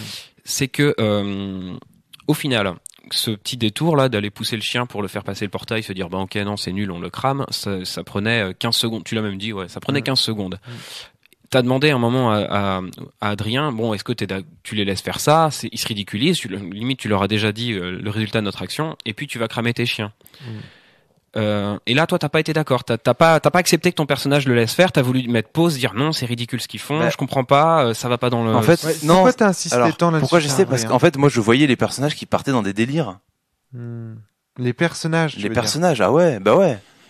Et donc du coup. Moi, quel- moi, quel en problème tant que joueur, pour être honnête, hein, si je une question de prends cohérence, si je tu prends du comprends pas recul sur le personnage, c'est-à-dire que je joue, c'est moi que je m'amuse en fait, j'aurais fait pareil parce que j'aurais été curieux de voir s'il se passait quelque chose, si ce portail était vraiment magique. Mon personnage, qui est un scientifique, qui est un psychiatre, il y croit pas du tout à ça. Il y croit pas du tout. Pour lui, vous êtes fou en fait à ce moment-là. Oui, mais c'est exactement ce qu'on a Et fait. C'est-à-dire qu'on a- du coup, il essaie de te convaincre de pas le faire parce qu'un fou, il ne faut pas le laisser s'enfermer dans ses délires. Et donc, tu as fait un jet de persuasion, si mes souvenirs sont c'est bons. ça, pour essayer de les convaincre de ne pas le faire. Je l'ai raté, mais Tu l'as raté lamentablement. Ouais, puis bah là, le Après, système était un peu j'allais limité pas parce que vous je t'ai fait forcer, un jet si de tu veux. persuasion que j'ai réussi, mais là, tu t'as répondu quoi, t'as dit bah moi je me laisse pas persuader par Dédé. Quand t'as essayé de, Ouais, c'est vrai. ouais, je si. me rappelle pas du tout. Ouais, non, mais c'est. Excuse-moi. Parce, parce qu'en fait, Non, mais à un ouais. moment donné, il y a eu plein de conversations croisées, mais Ben a fait un jet de persuasion sur toi pour te persuader que c'était une bonne idée de mettre le chien dans le Ah portail. oui, d'accord, j'ai pas du Non, tout que suivi ça allait pas te ça. faire perdre de temps, que ça allait pas te faire perdre de temps. Ah, d'accord. En Oui, gros, voilà, laisse-nous c'est ça, faire oui, quoi. ouais. Et au J'ai final, pas du c'est tout vrai que suivi, ouais. t'as un peu biché le truc, quoi. Enfin, biffé le truc, quoi. Tu te- Ouais, j'ai complètement zappé, hein, désolé. Mais fait- en fait, ouais, Yosei, excuse-moi. Juste, je pense que ce que Ben essayait de dire, c'est que finalement, d'une scène qui prenait 15 secondes, ça nous a pris 15 minutes Ouais, ouais, à c'était la Oui, ça, mais il y limite. avait un vrai problème Oui, de fond mais il y derrière, avait un- qui était quelle fiction on crée. Est-ce que quel degré de cohérence Ouais, c'est ça. En fait, l'histoire à nécessite- quel point nos personnages sont réalistes. Enfin, voilà, à quel point nos personnages ne sont que des pantins pour nos joueurs, ou alors sont des vrais personnages de Il y a fiction. Shadow en Jérôme. régie qui me souffle que c'est exactement comme dans le podcast et qu'une petite scène prend finalement beaucoup de temps. Là. oui, effectivement. Ouais. Eh, le public, là. Et si t'as vraiment envie de faire des commentaires, tu piques un micro, puis tu parles. Si je peux rebondir, justement, ça me fait penser que quand on parlait du côté 19e siècle, oui, du 19e siècle entre oui. autres, mais bon, au début 20e, Ouais. c'est que il y a quand même quelque chose qu'il faut garder en tête, qui est du coup qui justifie effectivement ce qu'ils auraient pu faire, c'est qu'il y a une curiosité à cette époque, une curiosité scientifique, parce que c'est le début de la démarche scientifique, d'essayer tout ça. Donc Ok. effectivement, ça justifiait. Le problème, c'est que les circonstances étaient un peu étranges pour s'y prêter. Ouais. Le vrai problème, c'est un problème de cohérence de la fiction, jusqu'où est... J'ai En fait- l'impression que c'était un peu une réaction enfin, j'allais dire comme dans le sens, tu sais, quand tu dis, ah non, c'est pas cohérent, ça me va Ouais, pas, il y a et un tu peu de dis, ça, ouais. ah, vous devriez perdre des points d'immersion négatifs, Il y a un sous-entendu. petit peu de ça. Parce ouais. que là, vous jouez plus vos joueurs que vos personnages. Ouais, ouais, je pense crois bien que ça. c'est pas Mais- vraiment le système. T'as pas dit non, il devrait perdre plus ou moins de points de sanité. Non, Typiquement, non, est-ce qu'on pourrait résumer ton action par je ne comprends pas comment tu interprètes ton personnage. C'était ça un peu. ouais, il y avait un peu de ça, ouais. En fait, c'était pas, je comprends pas comment tu l'interprètes, je comprends pas comment t'arrives à justifier qu'il fasse ça. Après, Ouais, ça revient au même, oui. Ouais, ça revient au même. je Mais pense c'est- que Yosei. Pardon. Non, je t'en prie, au contraire. il y a peut-être aussi le fait que j'avoue pleinement que parfois, moi, le fun passe par-dessus le roleplay. Ouais. Voilà, tout simplement. Oui, ça, mais faut pas. Et en même temps, je me dis, effectivement, je suis pas, moi, en tant que Yosei, dans la situation de mon personnage, mais si moi, j'arrive à avoir des idées tordues, pourquoi mon personnage, il n'en aurait pas? Oui. Et puis, il y a autre chose aussi dans Cthulhu qui justifie un peu ce genre de comportement. C'est qu'on l'a dit en préparation de ce podcast, et je trouve que tout le système invite finalement le joueur à progresser en tuant des personnages. Ouais. C'est-à-dire que moi vraiment c'est cette affaire de simulacre. C'est-à-dire que le joueur utilise des simulacres pour explorer l'univers de Lovecraft, des simulacres périssables avec une date de péremption. Tu fais faire des choses dangereuses à tes personnages pour toi joueur apprendre des choses. Et donc du coup, finalement Yosei est totalement dans le canon esthétique.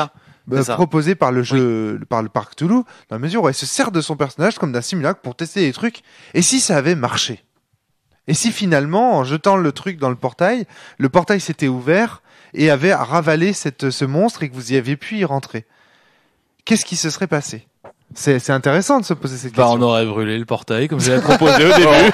On l'aurait détruit à coups de masse, on est d'accord. En fait, il y a aussi l'idée que on s'est senti un peu con parce qu'on ne connaissait pas assez. Enfin, c'était débile de faire ça dans l'univers de Lovecraft quelque part. Parce qu'il n'y a rien à voir avec la religion dans ces créatures, ou en tout cas pas avec un portail si simple. Et donc là, les autres joueurs, eux, étaient là, non, ça n'a rien à voir avec Lovecraft.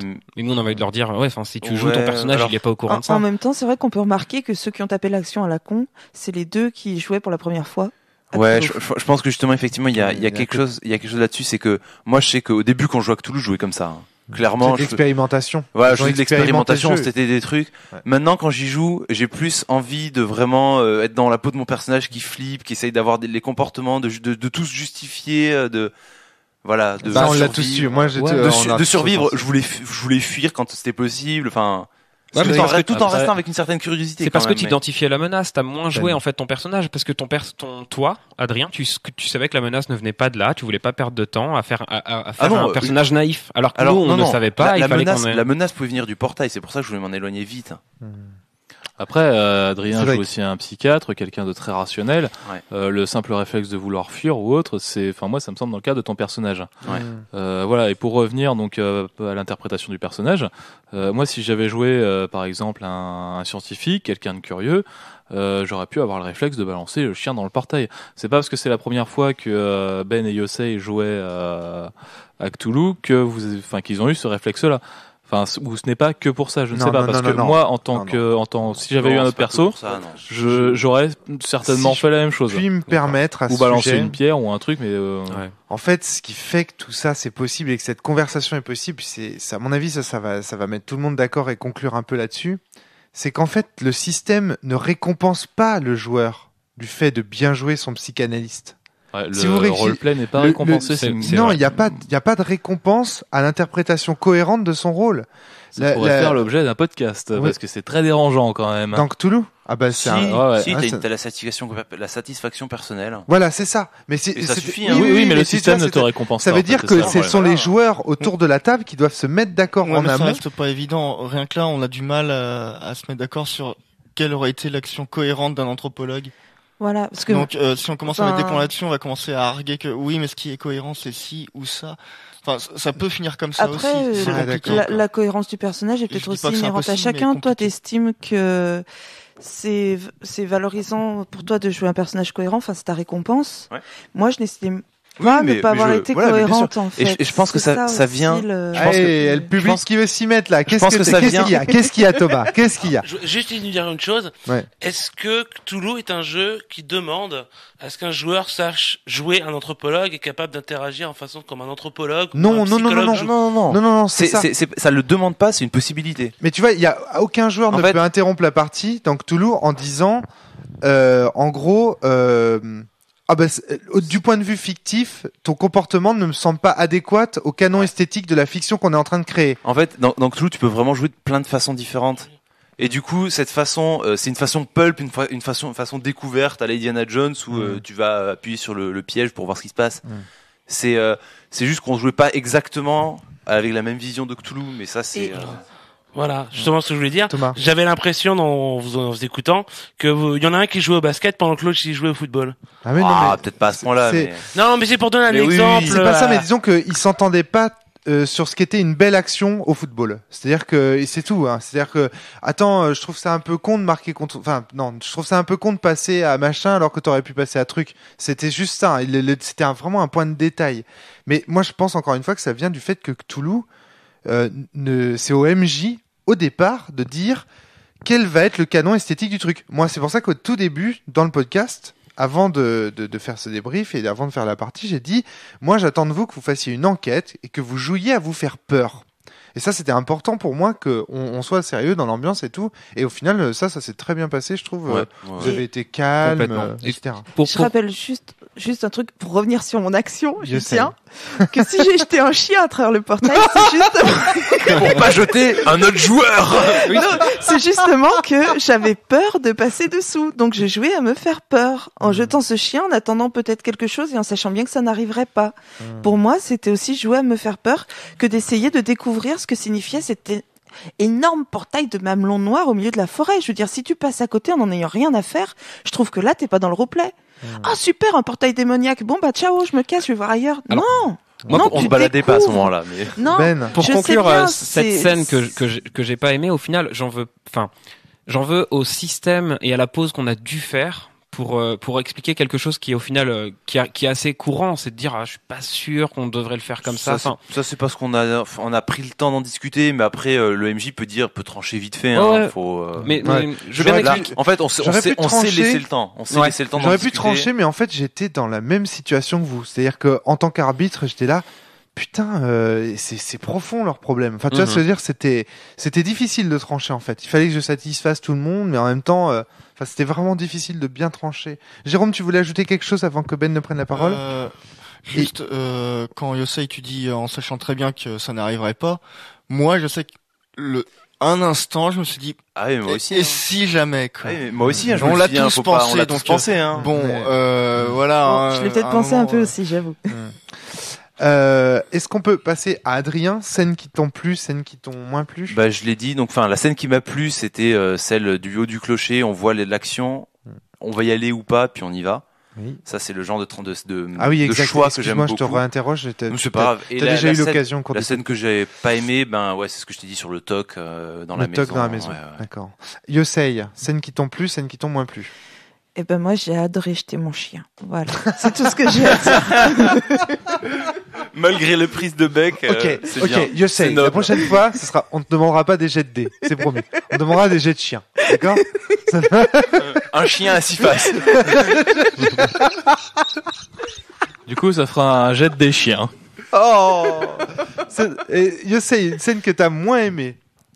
À part parce que je sais que maintenant on sait que tu aimes les chiens, enfin que tu aimes jeter des chiens. Non, j'aime mettre du fun dans mes jeux de rôle, même si c'est des jeux de rôle horrifiques. Voilà. Mais en plus Cthulhu, c'est fait pour ça. Comme tu disais, je prends Cthulhu de manière. Puis comme je disais, moi je suis dans les bouquins, j'ai connu Cthulhu par les bouquins à la base, et c'est vrai que pour moi c'est le summum du kitsch aussi un peu Cthulhu.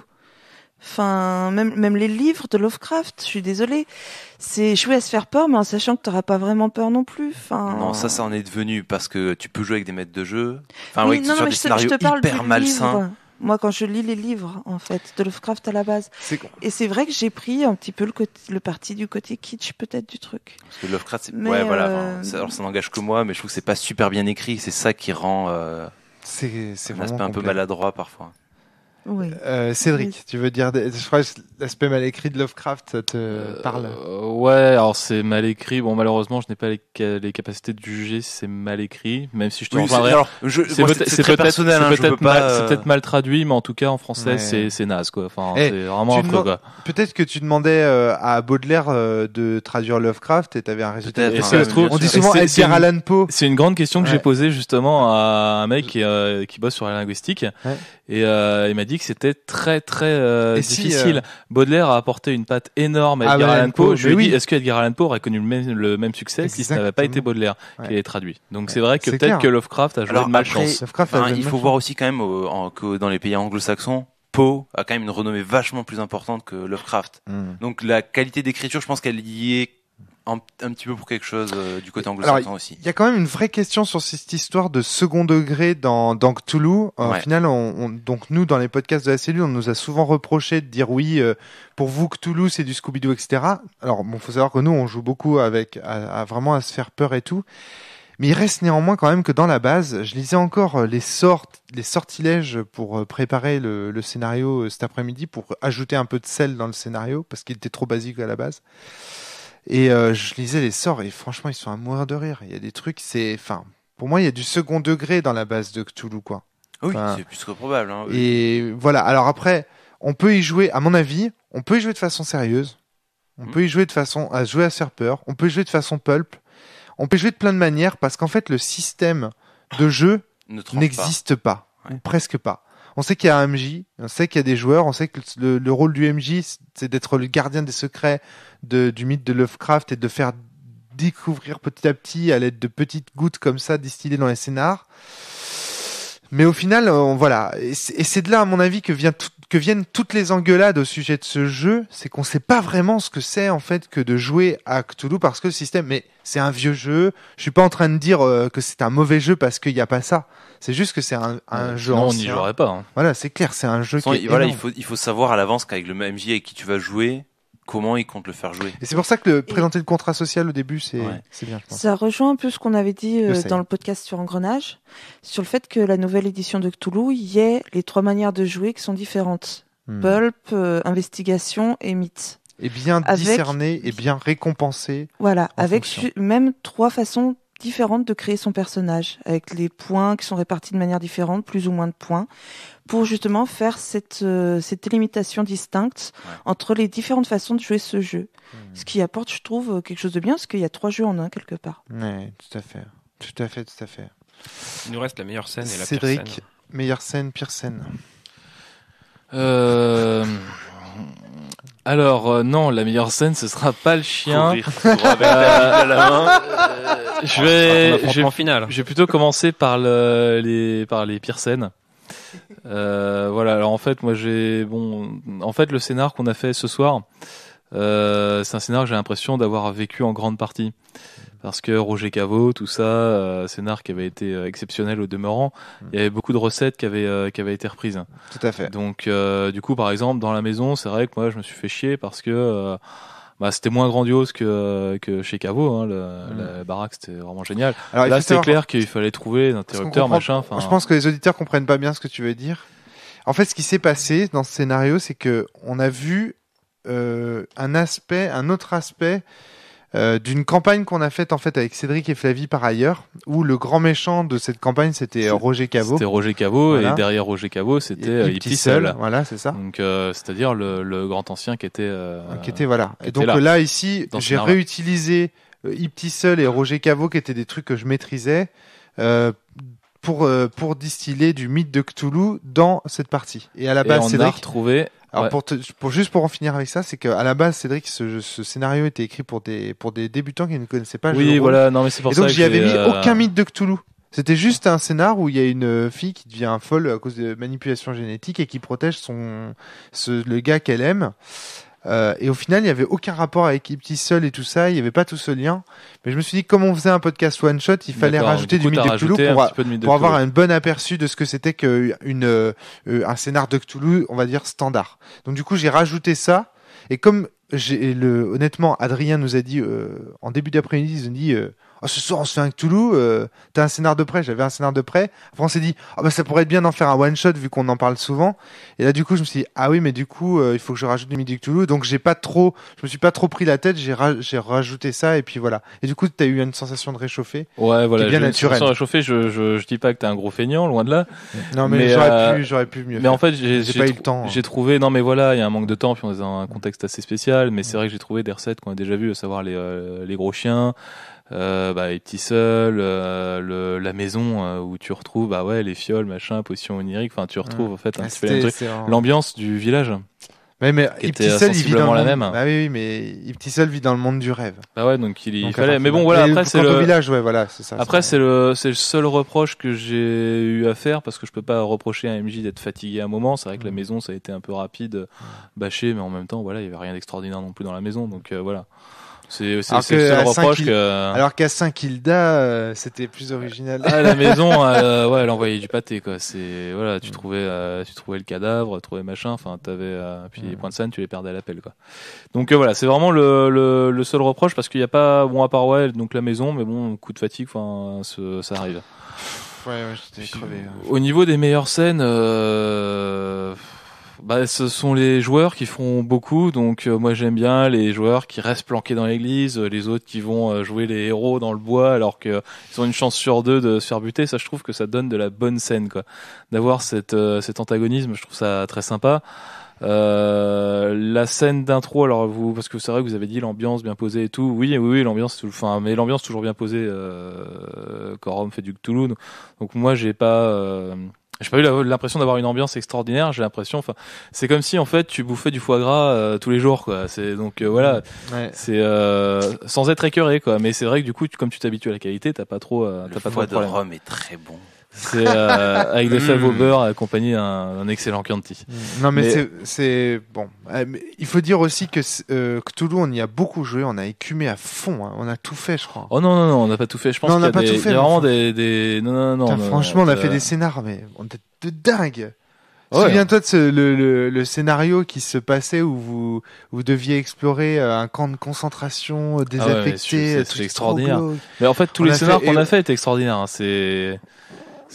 L'ambiance t'as des scénars qui se passent sur des îles désertes. Il y a eu des manoirs hantés, mais il n'y a pas eu que des manoirs hantés. Il y a eu des sous-marins hantés. On a tout. On a des zeppelins, des îles vaisseaux. On a tout fait. Vraiment, moi j'ai l'impression aujourd'hui quand je fais un scénar de Cthulhu, quand je prépare un scénar de Cthulhu, la première chose que je cherche, c'est mais comment je vais faire pour trouver un contexte original. On a vraiment tout fait. Donc, quoi. On a fait. Je pense qu'il y a encore moyen de trouver.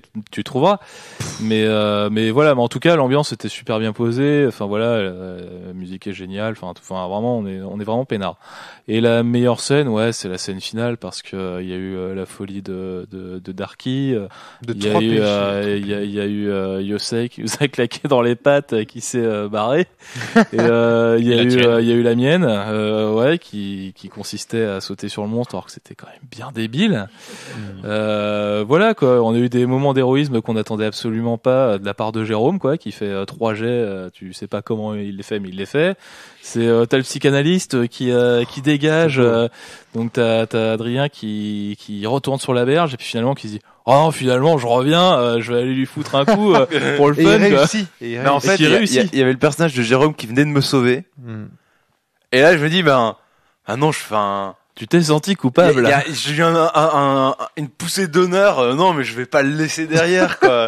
Ça, c'est incroyable. Et c'est au moment quand même de la scène finale, je trouve c'est là où les joueurs en prennent plus le pas, je trouve, sur les personnages. Oui, clairement, oui. C'est vraiment, c'est à ce moment-là qu'on le sent, d'une parce qu'il y a la fatigue.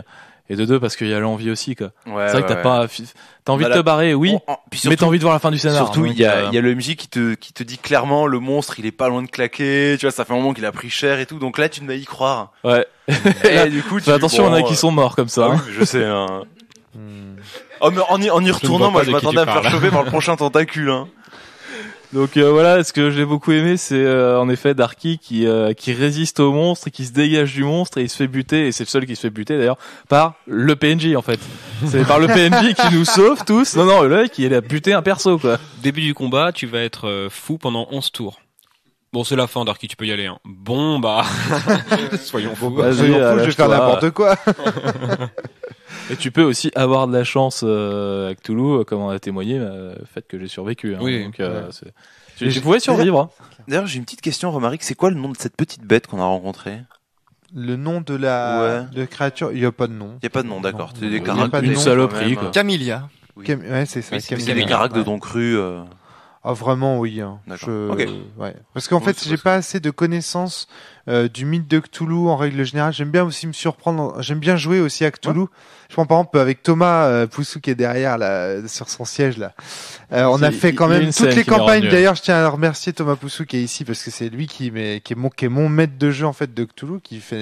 On a fait récemment, on a fait les masques en entier. On a fait l'Orient Express avec Thomas en entier. On avait commencé à faire les sombres rejetons d'Azathoth. On était assez loin. On avait putain, on était vraiment assez loin. Puis on a arrêté parce que faute de joueurs, il y a des joueurs qui pouvaient plus et tout. Mais moi, j'aime bien me laisser surprendre. Quand je vois par exemple Benoît, le coloc de Thomas, Benoît Bruno, il connaît énormément de choses. Et Manu aussi, qui sont 2 potes de Thomas, ils connaissent énormément de choses du mythe de Cthulhu. Et du coup, quand ils voient un truc, ils savent tout de suite à quel mythe c'est rattaché. Et il y a un côté un peu déceptif où tu te dis, moi j'aime bien me laisser surprendre. Donc tu vois, quand je feuillete une base pour faire j'allais dire un podcast, mais un scénar de Cthulhu, j'essaye d'en lire le moins possible pour être pas surpris, le plus surpris ensuite quand Thomas va me maîtriser. Ouais. Typiquement, Thomas, je prends Nyarlathotep. Si tu regardes dans le Nyarlathotep, dans la base, il y a déjà tous les masques de Nyarlathotep dans la base de Cthulhu, la 5.5. Quasiment tous les masques sont dedans. Il y a la chauve-souris à la con en Australie, il y a tout Spoil dedans. Pas, s'il te plaît. Non, mais vas-y, balance. Hein. Non, c'est pas un spoil, ça. C'est à peine, mais bref, c'est déjà tout dedans. Donc c'est nul, quoi. Tu vois, si t'as lu la base et tu connais bien la V5.5 par cœur, tu vas te retrouver avec des spoils sur ta campagne des masques de Nyarlathotep. Ça fait chier quand même. Enfin, donc du coup, c'est pour ça que j'essaye de me laisser un maximum surprendre. Je mets de jeux de Cthulhu, mais j'essaye de garder des mystères. Il y a une scène rapidement qui m'est revenue. Tu me demandais la meilleure scène. Je pense que c'est la scène du jeté de fémur aussi, qui a été au lycée, assez extraordinaire. Elle est sortie de nulle part, celle-là, ouais. C'est donc voilà, pour expliquer rapidement. Ça c'est du Romaric dans le texte. Ça c'est bon. Alors je sais pas si c'est dû à un coup de mou, genre voilà, tiens, fallait que je trouve un truc de derrière ma soutane, mais j'avoue que là c'était assez extraordinaire. Faut raconter la scène quand même. Alors pour les auditeurs, je raconte très rapidement. Donc on rentre dans l'église, donc au moment où on avait entendu les bruits, donc on comptait monter au sommet du clocher. On monte au sommet du clocher, on se rend compte que on n'arrive pas à déterminer l'origine du bruit. Qu'est-ce qu'on fait? On redescend et il y avait le curé qui nous attendait en disant bah voilà, les méchants chiens sont venus pour vous, quoi. Alors du coup on cuisine le prêtre, pas au sens littéral du terme, mais voilà. On cuisine le prêtre et au bout de 5 minutes, on sentait bien qu'il en avait marre de nous expliquer qu'il y avait des chiens de l'enfer. Alors qu'est-ce qu'il fait? Il soulève sa soutane, il nous balance un fémur à la gueule qui a été mordu par une énorme gueule, quoi.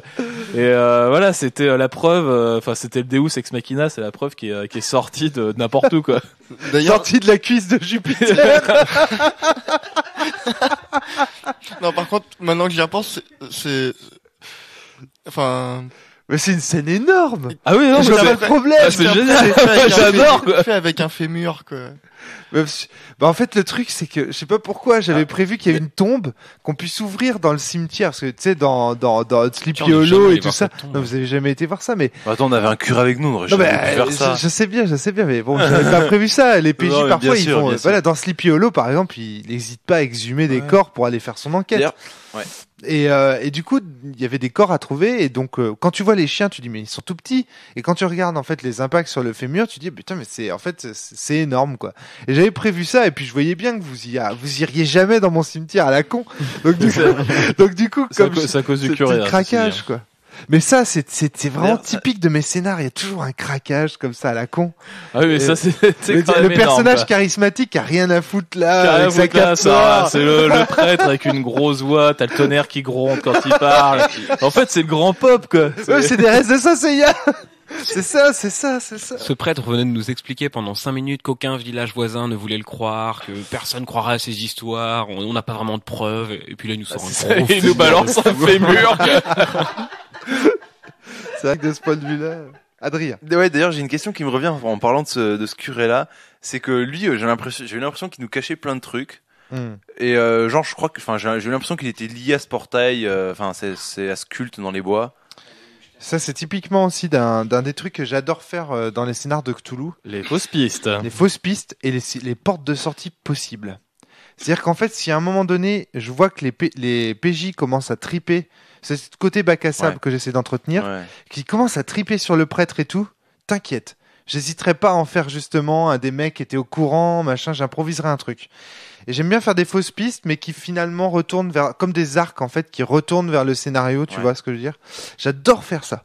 Et typiquement dans le scénario de Roger Caveau, et c'est vrai qu'il y avait plein de mécaniques qui étaient identiques. Il y avait également un prêtre qui se baladait dans les jardins. Et tout, mais le prêtre vrai. qui était, et au final, qui était sympa quoi. Voilà, c'était un des gros persos à débloquer parce que justement il pouvait débloquer. Je parle vraiment du jeu de rôle comme dans le jeu vidéo. Et comment il est mort comme une merde quand même. Il est mort comme une merde, mais bon, il avait des pouvoirs quoi. C'est l'avantage. Mais là, c'était vraiment un prêtre qui avait été dépêché par l'Église du Vatican pour combattre des démons, machin. Donc, j'imagine qu'il était lié à un autre culte d'un dieu opposé à Yptisel. Enfin, tu vois, voilà. Tandis que le nôtre, là, ce qu'on avait, il était tout pourri, quoi. Enfin, c'était Joel Clodo, le machin, quoi. C'était pauvre perso que t'as repêché dans un caniveau, t'as balancé là, un caveau, voilà, quoi. Un caveau. C'est un caveau. Repêché dans un caveau. Bon, voilà déjà ce qu'on pouvait vous dire sur la partie. J'aimerais faire quand même un rapide tour. Attends, oh là, Jérôme me regarde. Il est nerveux. Il a quelque chose à rajouter. Jérôme, je t'en prie. Non, vas-y. On a le temps. C'est juste faire un tour de table pour rapidement nous dire ce que vous pensez de Cthulhu d'une manière générale, de ce jeu, quoi. Est-ce que évidemment on va pas en faire une critique comme on le fait dans les autres one shot parce que c'est un vieux jeu, il vient pas de sortir et pour moi c'est un monument historique. Puis c'est mythique, c'est inattaquable. Enfin c'est juste pas. Pour tout le rôliste qui se respecte, c'est saint des saints. Mais donc peut-être éventuellement nous dire ce que. Heureusement que Fabien t'entend pas. Pourquoi? Parce que tu penses que le saint des saints inattaquable, je suis pas sûr qu'il serait très d'accord. Mais c'est historique. Oui, c'est de la même manière que tu peux pas. Je suis tout à fait d'accord avec toi. C'est pas parce qu'il y a Einstein que tu vas dire que Newton c'est de la merde. Tu vois ce que je veux dire? C'est voilà, Newton c'est un putain de génie, il a inventé plein de trucs. Sandy Peterson et tous ses potes de Chaosium qu'on retrouve dans d'ailleurs caricaturés dans des jeux de cartes comme Mythos et tout ça, c'est des mythes quoi. Enfin c'est juste des précurseurs de tout quoi. La santé mentale. Enfin on a retrouvé ça dans combien de jeux vidéo après, dans combien d'histoires. Enfin c'est incroyable ce qu'ils ont fait. Donc voilà, on va pas en faire une critique. Ce que je veux dire c'est on va pas en faire une critique one shot classique, mais est-ce que vous pourriez nous dire rapidement faire un tour de table pour nous dire ce que vous pensez de l'appel de Cthulhu, toute version confondue d'ailleurs, que ce soit pas forcément la 5.5, mais de manière générale, ce qui fait Jérôme. Moi, pour essayer de faire court, c'est un jeu que, moi je le considère un peu comme un jeu vidéo. C'est-à-dire dans la façon d'y jouer, c'est vraiment résoudre le scénar. Vraiment, le principal enjeu, c'est résoudre un truc. Pour moi, c'est vraiment un jeu dans le sens. D'ailleurs, juste un jeu d'enquête. Pour aller dans ce sens, quand même, il y a des points de santé mentale. Je vois notamment les campagnes des masques de l'Orient Express et tout ça. Lorsqu'on finit un scénario et qu'on résout l'enquête, qu'on réussit à tuer le mec qui nous poursuivait, qui nous faisait chier, ou qu'on réussit à récupérer une partie de ce qu'on doit récupérer. Voilà, je sais pas, c'est compliqué à expliquer, mais on gagne des points de SAN. Le fait de résoudre l'enquête nous fait regagner des points de SAN pour le scénar suivant. Ce qui montre bien quand même qu'il y a une récompense à la résolution de l'enquête. Je pense que ces campagnes-là sont plus pulp en fait dans l'idée. Je sais pas. C'est une impression. Moi, je les ai pas joués, mais c'est une impression. Le fait de récompenser la résolution d'une enquête, c'est un. Ouais, peut-être. Le fait de jouer en campagne, déjà, c'est des personnages qui durent. Ouais. Du coup, t'as un côté Indiana Jones quelque part. Oui, tout à fait. Non, mais pour moi, il y a vraiment, pour moi, il y a vraiment que le côté résolution d'enquête et trouver les ficelles que le MJ a mis ci ou là, voir à quel mythe ça se raccroche, qui est important. Parce que finalement, interpréter son personnage, la santé mentale, c'est pas forcément palpitant à jouer, et on joue pas des personnages, on n'est pas là pour jouer des grandes relations. De toute façon, les personnages sont périssables, comme tu disais, donc tout à fait. on n'est pas là pour jouer un grand drame et faire une demi-heure d'enterrement pour chaque personnage qui meurt. Non, le but c'est vraiment de se servir des personnages comme de la chair à canon à envoyer contre le mythe de Cthulhu, quoi. Et après, d'un point de vue stratégique, il n'y a pas non plus de la baston, on la joue un peu au feeling. De mon point de vue, c'est pas là que je prends mon plaisir, mais en tout cas là, il y avait vraiment que le côté résolution d'enquête. Et moi, du coup, de ce point de vue-là, ça passe bien. Mais Le côté on joue à se faire peur aussi, ça te plaît? T'aimes bien ça? Ouais. Parce que c'est quand même du fantastique et ça c'est important. C'est quand même un des premiers jeux fantastiques au sens de non fantasy. C'est de la fantastique au sens de justement en Maupassant, Edgar Allan Poe, du vrai fantastique quoi. Au sens où il y a des fantômes, il y a des choses, mais il y a aussi une explication rationnelle. Tu prends typiquement le monde du rêve, tu peux te dire bah c'est qu'une drogue finalement qu'ils prennent et puis voilà. Enfin, c'est du vrai fantastique. Alors après, d'autres diront non, l'appel de Cthulhu c'est de l'horreur parce qu'il y a de la monstruosité et tout. C'est vrai aussi. Oui, c'est vrai aussi. C'est vrai aussi, mais voilà, il y a un premier niveau on va dire fantastique. C'est à une frontière floue. Il y a plein de. Il y a de la SF dedans aussi dans le monde de Cthulhu. Ouais, c'est clair. Quand tu vois les Migo, bon. Ouais. Après, le système de résolution, il est vieux. Alors, pour l'époque à laquelle il est sorti, je le trouve super bien. Il est intuitif déjà. Le système de pourcentage est bien fait. Enfin, par rapport à Donjons et Dragons, 1d20 plus 2 plus BBA plus. Ça, c'est quelque chose que je voulais dire moi personnellement. C'est quelque chose de très simple. Là, t'as 75. Attention à ton micro. Là, t'as 75. Enfin, comme on disait en début de podcast, voilà. 75% de chance de réussir. Ouais. Donc. Moi, ça c'est un truc que je voulais dire à propos de Cthulhu et qui pour moi en dit long sur l'importance et le côté central que je donne à ce jeu dans ma vie de tous les jours et dans ma vie de rôliste et d'auteur de jeux de rôle. Chaque fois que je dois faire découvrir le jeu de rôle classique à quelqu'un, je lui fais faire l'appel de Cthulhu. Je lui fais jouer à un scénario de l'appel de Cthulhu. Pourquoi ? Parce que c'est facile au niveau des règles, de la prise en main. Les compétences sont claires, elles sont assez archétypales. L'univers est super familier, même pour les gens qui n'ont jamais fait de jeu de rôle. C'est du Hercule Poirot, mais avec un supplément de fantastique. C'est du Sherlock Holmes. C'est des univers qui sont finalement assez qui font rêver tout le monde en fait. Il y a un côté, ça fait rêver tout le monde, l'enquête, le fantastique, les fantômes, les machins.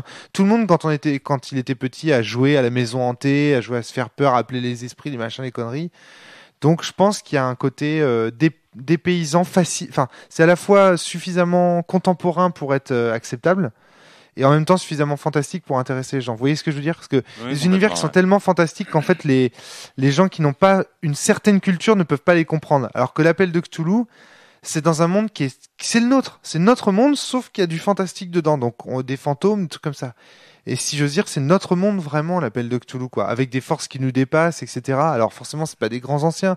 Mais bon, ça va être des lois physiques incroyables. Suffisamment brumeux et inconnu pour que, en fait, même le MJ, à moins qu'il ait, comme tu dis, parcouru tout le bouquin, ne connaisse pas tout. Donc en tant que joueur, c'est normal. Et limite, moins tu en sais, mieux c'est pour. Bah oui, je trouve aussi. Pour ton immersion. D'ailleurs, ça c'est une des grosses déceptions que j'ai par rapport à Cthulhu, c'est que je trouve que finalement, quand on voit le mythe de Cthulhu, finalement, c'est pas si bien que ça, quoi. C'est-à-dire qu'en fait, tant qu'on est dans le mythe et qu'on découvre, qu'on sait pas ce qu'il y a derrière, on est passionné, je trouve ça passionnant. Et puis quand on découvre le mythe, moi je me souviens en tant que jeune joueur de Cthulhu, là je parle de ça, j'avais 21 ans, 22 ans. Quand j'ai découvert finalement ce que c'était que le mythe, Erwan il m'avait fait rêver, ça c'était Erwan Lecoq, mon premier maître de jeu de Cthulhu, il m'avait fait rêver avec Cthulhu, le mythe de Cthulhu et tout, j'imaginais que c'était un truc énorme, et quand j'ai lu que c'était juste des extraterrestres qui se faisaient la guerre, je trouve ça un peu pourri quoi en fait. Je m'attendais à une révélation plus grande, à un truc un peu plus grand, et c'est le défaut selon moi de l'appel de Cthulhu, c'est un peu comme le jeu d'échecs. Quand on est trop champion d'échecs, on connaît des parties par cœur et ça devient moins passionnant. Quand on n'est pas assez fort, bah on sait carrément pas jouer, c'est nul. Ce qui est le plus marrant, c'est d'être intermédiaire. J'ai envie dans Cthulhu, c'est un peu pareil. Ce qui est le plus rigolo en tant que joueur, c'est d'être intermédiaire. C'est pas connaître suffisamment le mythe pour tout connaître, pas non plus ne rien connaître, être entre les deux et toujours placer le curseur un petit peu entre les deux. Et c'est ça. Moi, c'est ça que je trouve le plus intéressant avec tout, c'est d'être entre les deux, mais pas d'être un grand spécialiste ou un... D'accord. J'ai un dernier truc à dire. Jérôme. Sur le fait, tu parlais de jouer à se faire peur. Alors, il y a en fait une autre scène de la soirée qui est ma préférée, mais c'est pas une scène fictive. C'est un moment où il y avait des bruits sourds qui cognaient dans la pièce. Et où tu fais remarquer Adrien, très fier de lui. arrête s'il te plaît, enfin où c'est toi qui fais ces bruits là, puis Adrien non c'est toi, voilà, dit non c'est Jérôme, en me regardant avec un petit sourire, puis je me dis il est quand même abusé, Adrien, quoi. Ouais. Je sais non, très bien sérieusement, que c'est toi, quoi. Enfin, voilà, et il me dit, non, c'est là, toi. hein. Et là, je commence à le regarder, à comprendre qu'il était vraiment sincèrement persuadé que c'était moi, alors que moi, j'étais sincèrement persuadé que c'était lui. Et, je sais pas, je sais que Flavie, apparemment, toi aussi, Romaric, moi, je sais que ça m'a fait bizarre. Moi, ça m'a fait bizarre parce que je vous voyais tous les deux. Et je voyais tous les deux vous regarder et être persuadés l'un l'autre que c'était l'autre, en fait. J'étais persuadé à 100%. Ouais. Donc j'ai cherché du côté de Ben, j'ai cherché du côté de Fly. Et vraiment, on a eu un petit coup de, on aurait joué un autre jeu, je sais pas si on aurait... Ah, non, moi, j'ai pas arrêté, j'ai pas réussi à ne pas me convaincre que c'était pas toi, quoi. Ah non, moi, j'ai eu 2 secondes d'incompréhension. À un moment, je me suis dit, il est sérieux, c'est Adrien, je pense pas qu'il ferait durer la blague. Moralité, c'était Shadow et Thomas. Qui était à l'étage du dessous en train de taper, c'est ça? Vous étiez en train de taper à l'étage. Vous pouvez nous remercier, hein, oui, c'était avec un balai, on tapait à l'étage du dessous. Voilà, surtout qu'à un moment, les mecs ont que ça. Romaric, ça aurait dû le garder dans le cul, le balai. C'est clair, ouais. En plus, à un moment, je sais plus, Romaric dit, on fait, mais quel bruit, ou quelqu'un dit quel bruit, et ça se remet à taper. Romaric, il dit, là, c'était bien nous, là. Bref, voilà. C'était, mais on en a eu plein des scènes comme ça à Cthulhu. Des portes qui s'ouvrent alors qu'on est en train de décrire un truc. Putain, on en a eu plein. Et des scènes de flip dans le bureau ésotérique. On a vécu des trucs de dingue avec Cthulhu. Ouais, des bruits dans le... Et sinon, mais comme pour tous les jeux classiques, c'est un jeu qui dit pas comment préparer ses scénars. Mais bon. Comme dans beaucoup de jeux classiques, pardon. Ouais, ça, c'est le problème du genre de je passe à Darky. Alors, Dark, toi qui... cette scène que tu mentionnes justement avec les bruits, je croyais que c'était partie intégrante de Cthulhu. On m'a toujours parlé de parties qui parlaient un peu de mince, c'est pas la synesthie, c'est la synesthésie. Ouais. On essaie de faire vraiment peur à soi-même. C'est joueur pour ressentir des sentiments assez proches de ceux que ressentent le personnage. Exactement. Ouais. Et ce que Rome fait de temps en temps. Hein. Ouais. Je pensais que c'était presque conseillé dans le bouquin que le but ultime de ce jeu était de faire peur. Alors au final, moi, je sais pas si je peux vraiment critiquer le jeu parce que j'ai l'impression qu'il est un peu vide quand même. Ben. Il existe des jeux de rôle qui sortent aujourd'hui. On prend n'importe quel manga ou je sais pas quoi qui marche, on calque un système très très basique et on a un jeu de rôle expédié. Ouais. Quelque part, si on se bat contre ça à la cellule, on essaye de. Ouais, mais alors je comprends bien que le jeu a c'est un jeu mythique, on lui doit beaucoup d'héritage, etc. Mais s'il sortait aujourd'hui, tout neuf, sortait aujourd'hui, oh là là. Et donc, non, on est bien d'accord. D'accord. Ouais, ok. Du coup, connaissant un peu, ayant lu une dizaine de nouvelles, j'en parlais tout à l'heure, étant familier avec ce système. Je joue un peu à Warhammer, donc c'est des pourcentages aussi. Au final, j'ai fait une bonne partie. C'était un bon scénar, mais c'était un scénar pour moi que j'ai fait là. Le système de jeu est inexistant et quelque part, du coup, le jeu en lui-même, l'appel de Cthulhu, je suis pas sûr de le comprendre exactement. Mais tu sais, c'est ce que je disais. Oh là là, non, ce serait sous-entendu, ce serait pas un bon jeu, mais. Par exemple, Flavie me disait qu'elle avait lu l'exemple de partie qui était dans la base de l'appel de Cthulhu V5.5. Et apparemment, il est très bon. C'est-à-dire qu'on comprend parfaitement, en lisant l'exemple de partie, ce que c'est qu'une partie de Cthulhu. Alors, est-ce qu'elle a dit ça parce qu'elle connaissait déjà ce que c'est qu'une partie de Cthulhu et du coup, elle l'a mieux compris? Ou est-ce qu'un débutant pourrait prendre le jeu et... Alors, il y a un truc qu'on doit quand même lui reconnaître, c'est que ça marche. La partie qu'on a fait, tout de suite, on était dans les canons qu'il fallait, ça faisait peur, l'ambiance était là. Mais c'est totalement transposable dans un autre univers. On peut faire des parties aussi bien en se passant complètement du système, en faisant peut-être même mieux, quoi. Ouais, mais très rapidement pour répondre à ça, par rapport, c'est surtout une question de contexte en fait, comme l'a expliqué Rome tout à l'heure. Si Descartes sortait maintenant la méditation métaphysique, ce serait en fait le BHL de notre époque, quoi. Et je m'excuserai pas auprès de BHL. Donc en fait c'est ça. Avec Cthulhu, c'est vrai, est sorti dans un contexte bien spécial par rapport à Aidé, donc qui a été expliqué avant. Et je pense que c'est surtout à ça que ça tient, mais bon, j'en reparlerai après. Mais sinon, je suis d'accord. Ils ont mis les putains de compétences de l'enquête au cœur de la fiche de personnage. Ça avait jamais été fait avant dans le jeu de rôle. Alors que pourtant, avec AD&D, il y avait des gens qui faisaient de l'enquête. Tu vois ce que je veux dire? Ouais. Mais alors... en fait, ils ont compris. Enfin, il me semble qu'ils ont compris que avec AD&D, on pouvait pas tout faire en fait, et que là, on allait faire un jeu spécifique. En fait, finalement, Cthulhu, c'est un peu un ancêtre du jeu de rôle. Le système est important, en fait. Système does matter. Le fait de prendre en compte les points de santé mentale. Mais Donjons Dragons aussi pour ça en fait. Ah, mais non, mais Donjons Dragons à fond. En gros, Cthulhu, ils ont voulu faire un jeu Ils ont d'enquête. juste pris le contre-pied. Voilà. Cthulhu, ils ont voulu faire un jeu d'enquête. Ils ont voulu faire un jeu d'enquête, vraiment. Ouais. Bon, alors il y a l'enquête et il y a la peur parce qu'il y a la santé mentale, mais non, et t'as raison, et c'est ce qu'ils ont voulu faire. Puis de toute façon, c'est clairement indiqué parce que les joueurs sont des investigateurs. Enfin, il y a tout qui tourne autour de ça. Il y a ce côté pulp ou ce côté enquête qui est central. Darky, est-ce que tu avais quelque chose à ajouter sur ce fait? Mais c'est vrai que si le jeu sortait aujourd'hui, je suis d'accord. Hein, ouais. Bah alors je voulais pas me limiter à ça. Effectivement, enfin, j'ai bien conscience quand même que c'est qu'il importe, enfin, que c'est presque une étude en fait d'un vieux jeu qu'on fait. Absolument. Et ça reste un très bon jeu. Adrien, c'est quoi la question? Qu'est-ce que tu penses de façon globale de Cthulhu, de l'appel de Cthulhu, en tant qu'objet d'histoire en fait du jeu de rôle? Bah alors, moi j'ai pas commencé le jeu de rôle par Cthulhu, mais ça a été un des premiers auxquels j'ai joué avec un livre de règles et en suivant les règles. Et t'as suivi les règles, voilà. T'as découvert le jeu de rôle sans qu'on te présente le jeu de rôle par Cthulhu? Non. J'ai découvert le jeu de rôle avant ça. C'est avec des systèmes complètement inventés quand on était au collège, donc on faisait un peu n'importe quoi, mais bon. Enfin voilà, du coup on savait ce que c'était un MJ, des joueurs, on connaissait la maîtrise des dés, etc. On voyait ce que c'était une feuille de perso, mais le fait de jouer avec un univers précis qui était décrit dans un livre, avec des créatures qui étaient décrites dans un livre, avec un type d'ambiance qui était précisé dans le bouquin, c'était le quasi premier. Donc j'ai quand même un rapport qui est très affectif à cause de ça. Tu m'étonnes. Et du coup ça reste ça reste difficile de le critiquer. Mais c'est un jeu dont voilà, je connais les défauts. Je sais ce qui me gêne dedans, c'est le toc, voilà, c'est le truc qui me dérange dedans. Ah mais ça la compétence déséquilibrée voilà, qui sert à tout. Ouais. C'est ça. Non mais du coup non mais clairement moi quand je joue à du Cthulhu, enfin si je maîtrise du Cthulhu, il y a le toc, il disparaît hein. Il y a pas de toc, c'est les joueurs qui font ça sauf contre le plancher quoi. Mais trouver toc. Oui, c'est ça. ou sauf, je suis désolé pour celle-là. Sauf aussi quand tu prends une blessure, une folie à long terme. Il y a aussi des tocs. C'est vrai. Non mais c'est même le toc, le fait qu'on ait diminué trouver objet caché en toc montre que c'est une compétence déjà qu'on caricature, qui a déjà un second degré. Est-ce que quelqu'un sait comment ça s'appelle en anglais ça? Non. Find hidden object.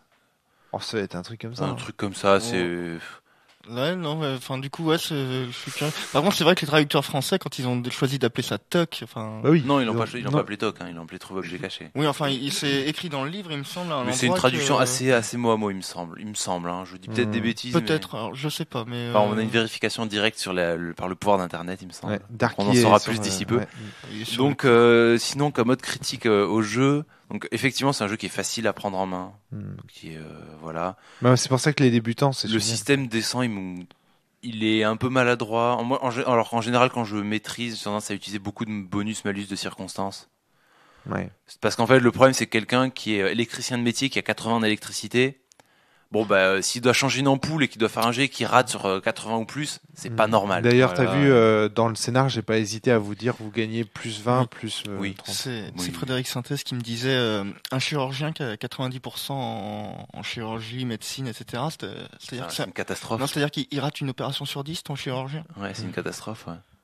Ouais, non, mis sur le papier comme ça, alors effectivement c'est là que les bonus de circonstances, je pense, oui, effectivement pour une appendicite, normalement il devrait pas se louper, il aurait droit à des bonus de circonstances qui font qu'il réussit et qu'il a même pas besoin de lancer les dés. Alors moi je peux intervenir là-dessus, donc comme je dis, j'ai découvert le jeu de rôle Cthulhu récemment avec la dernière version.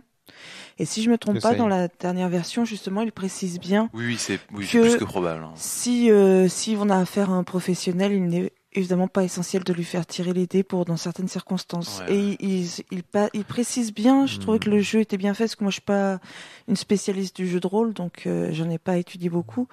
Mais c'est le genre de choses qui permettent de préciser maintenant, c'est d'utiliser les GD avec parcimonie. C'est pour ça, moi, dans ce que je parle bien de cette version-là. La V5.5. La V5.5, c'est celle à laquelle on a tous joué autour de cette table. Hein, voilà, celle avec le fond d'écran, avec la sorte de bestiole, avec plein d'yeux rouges qui descendent d'une planète, là.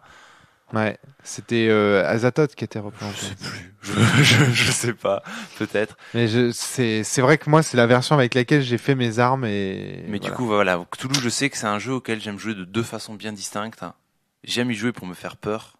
Enfin, alors là j'aime y jouer pour avoir peur. Ouais.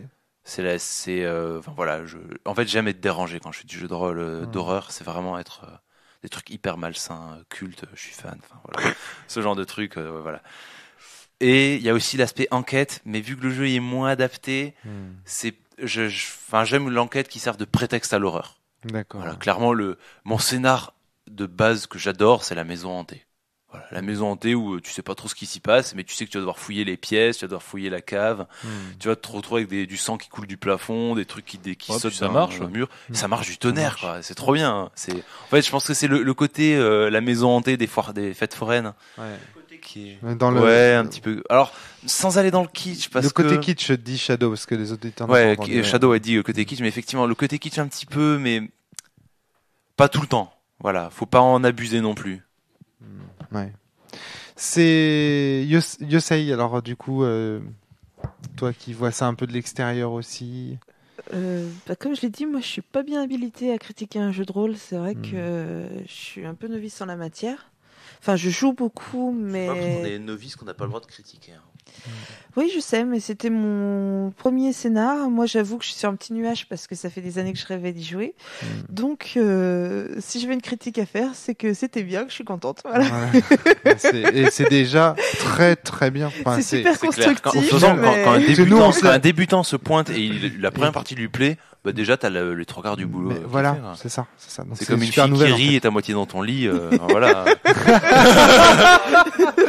un joueur. Fais bien attention à ce que tu dis. Attention, Adrien. Je rajouterais même, Fabien, attention à ce que tu dis. Cédric, toi. Ouais, alors bon, c'est pareil. Un petit jeu de mots pourri là. Si, je viens d'en faire un il y a 2 secondes. Non, mais recommence à nouveau. Bon, alors, je vais commencer par l'univers. Bon, l'univers est génial parce que sorti d'un cerveau dit malade, en tout cas. Donc, ça nous change beaucoup de ce que l'on peut voir. Bon, comment dire, soit de la science-fiction pure, donc voilà, post-apo, tout ça, puis de l'autre côté, on se tape du classique, un elfe, un nain, puis un barbare vont aller taper sur une armée de squelettes. Bon, ok, ça va. C'est en fait, on a un truc, Cthulhu a vraiment proposé un truc alternatif. Donc l'univers est vraiment de ce côté-là très très bien. T'as un dieu qui a une tête de casserole avec des casseroles entassées, par exemple. Mais base, c'est ça. Hein. Toute petite pause Wikipédia. Trouver objet caché en anglais, c'est spot hidden. Spot hidden. Ce qui donne 6, non, c'est nul, Toc, c'est mieux. Toc, c'est mieux. Bon, on a une meilleure version en France, tu leur diras. Tu leur enverras un mail à Sandy Peterson. Donc, qu'est-ce que tu disais? Ouais, donc univers génial. Après, système de jeu. Alors, système de jeu, comme je l'ai dit tout à l'heure, c'était bien quand c'est sorti, mais déjà on parle d'un jeu où faut lancer des dés. Là, déjà, c'est mort. Dans la mesure où c'est très chiant de dépendre du hasard pour tes caractéristiques. Enfin, c'est toujours un truc qui m'a fait chier parce que je trouve que ça plombe complètement. Enfin, moi, ça me plombe complètement l'ambiance, quoi. Adrien, moi, je vais rebondir, c'est que justement, les situations où il y a du hasard, ça permet de l'inattendu complet. Par exemple, il n'y a pas d'inattendu. Franchement, le MJ, et c'est là le gros problème, c'est que le MJ, en fait, quand il te fait faire un jet, il a soit envie que tu réussisses, soit envie que tu rates. Faut être clair. Et de toute façon, le TOC, par exemple, typiquement, c'est j'ai. Oui, si le MJ demande, il a envie que les joueurs réussissent. Oui, mais c'est pas le cas de tous. Par exemple, quand tu essayes de convaincre un PNJ de t'aider. Moi, je trouve ça vachement intéressant de pouvoir rater. Ouais, de pouvoir réussir. Quand t'as un MJ qui est permissif et qui te laisse dans ton bac, un bac à sable. Ouais, mais dans ce cas-là, moi je veux dire, si tu veux persuader le PNJ, tu prends ton courage à deux mains, tu lui fais un discours, tu lui dis voilà mon pote, je veux que tu viennes avec moi, je vais t'expliquer pourquoi. Alors, après c'est au MJ de dire oui, c'est réussi là, tu m'as persuadé. Le problème c'est que il y a toujours des situations où en tant que joueur t'as moins d'idées que ce que ton personnage devrait avoir. Ah oui, ça c'est clair, mais bon, mais l'échec, viendra de là. Il viendra en fait de ta capacité, non pas du hasard. L'inverse c'est vrai aussi. Jérôme. L'inverse c'est vrai aussi. Non, bien sûr, l'inverse c'est vrai aussi. Mais le hasard est je vais pas le défendre à fond, mais le hasard est aussi un bon moyen c'est d'amener de l'inattendu, que ce soit d'un côté ou de l'autre. Parce que parfois, en tant qu'MJ, t'as pas envie de trancher. Parfois, en tant que joueur, t'aimerais réussir. Mais si ça rate, ça va faire d'autres opportunités. Ouais, mais l'inattendu, mais aussi du risque et donc du stress, de l'enjeu. On n'aurait peut-être pas, sur les coups fabuleux, les GTD fabuleux de Jérôme, à la fin, le combat, ça aurait été un petit peu différent. Le combat, il serait pas du tout passé comme ça. Ça aurait été inintéressant au possible, la fin du scénario. Oui, mais alors attention, parce que là, encore une fois, on est dans le cadre de Cthulhu. Alors c'est vrai que nous, moi je vois dans le jeu. Bon, je voulais pas y venir maintenant, mais en fait c'est toujours un système de jeu finalement. Je le vois comme un jeu qui peut faire peur et comme un jeu également second degré. C'est un jeu dont le système de jeu permet d'allier les deux. Or là, les réussites tout bout de champ. Tout bout de champ de Jérôme, je suis désolé, c'est pas réaliste du tout. Si on voulait se faire peur, c'est raté, il réussit, c'est du second degré, c'est bien, on s'éclate. Mais c'est pas dans le cadre, on va faire peur quoi. Je vais défoncer sa face. Ouais, en fait c'est ça. Puis ouais, c'est un magnifique coup de bol. Mais c'est vrai que si tu réussis à scénar à cause d'un magnifique coup de bol, à Cthulhu ça passe. Mais dans d'autres jeux, je trouverais ça inadmissible, quoi. À Sens, réussir à buter Mifos Quadria parce que il est tombé, il s'est ramassé la gueule sur une peau de banane. Putain, je trouverais ça quand même super léger, quoi. C'est pas le même propos. Et là, je crois que tu fais une confusion, Cédric, encore sur système de jeu et système de résolution. Oui. Et c'est important, mais c'est important parce que ici, le système de jeu dans Cthulhu, on ne le connaît pas.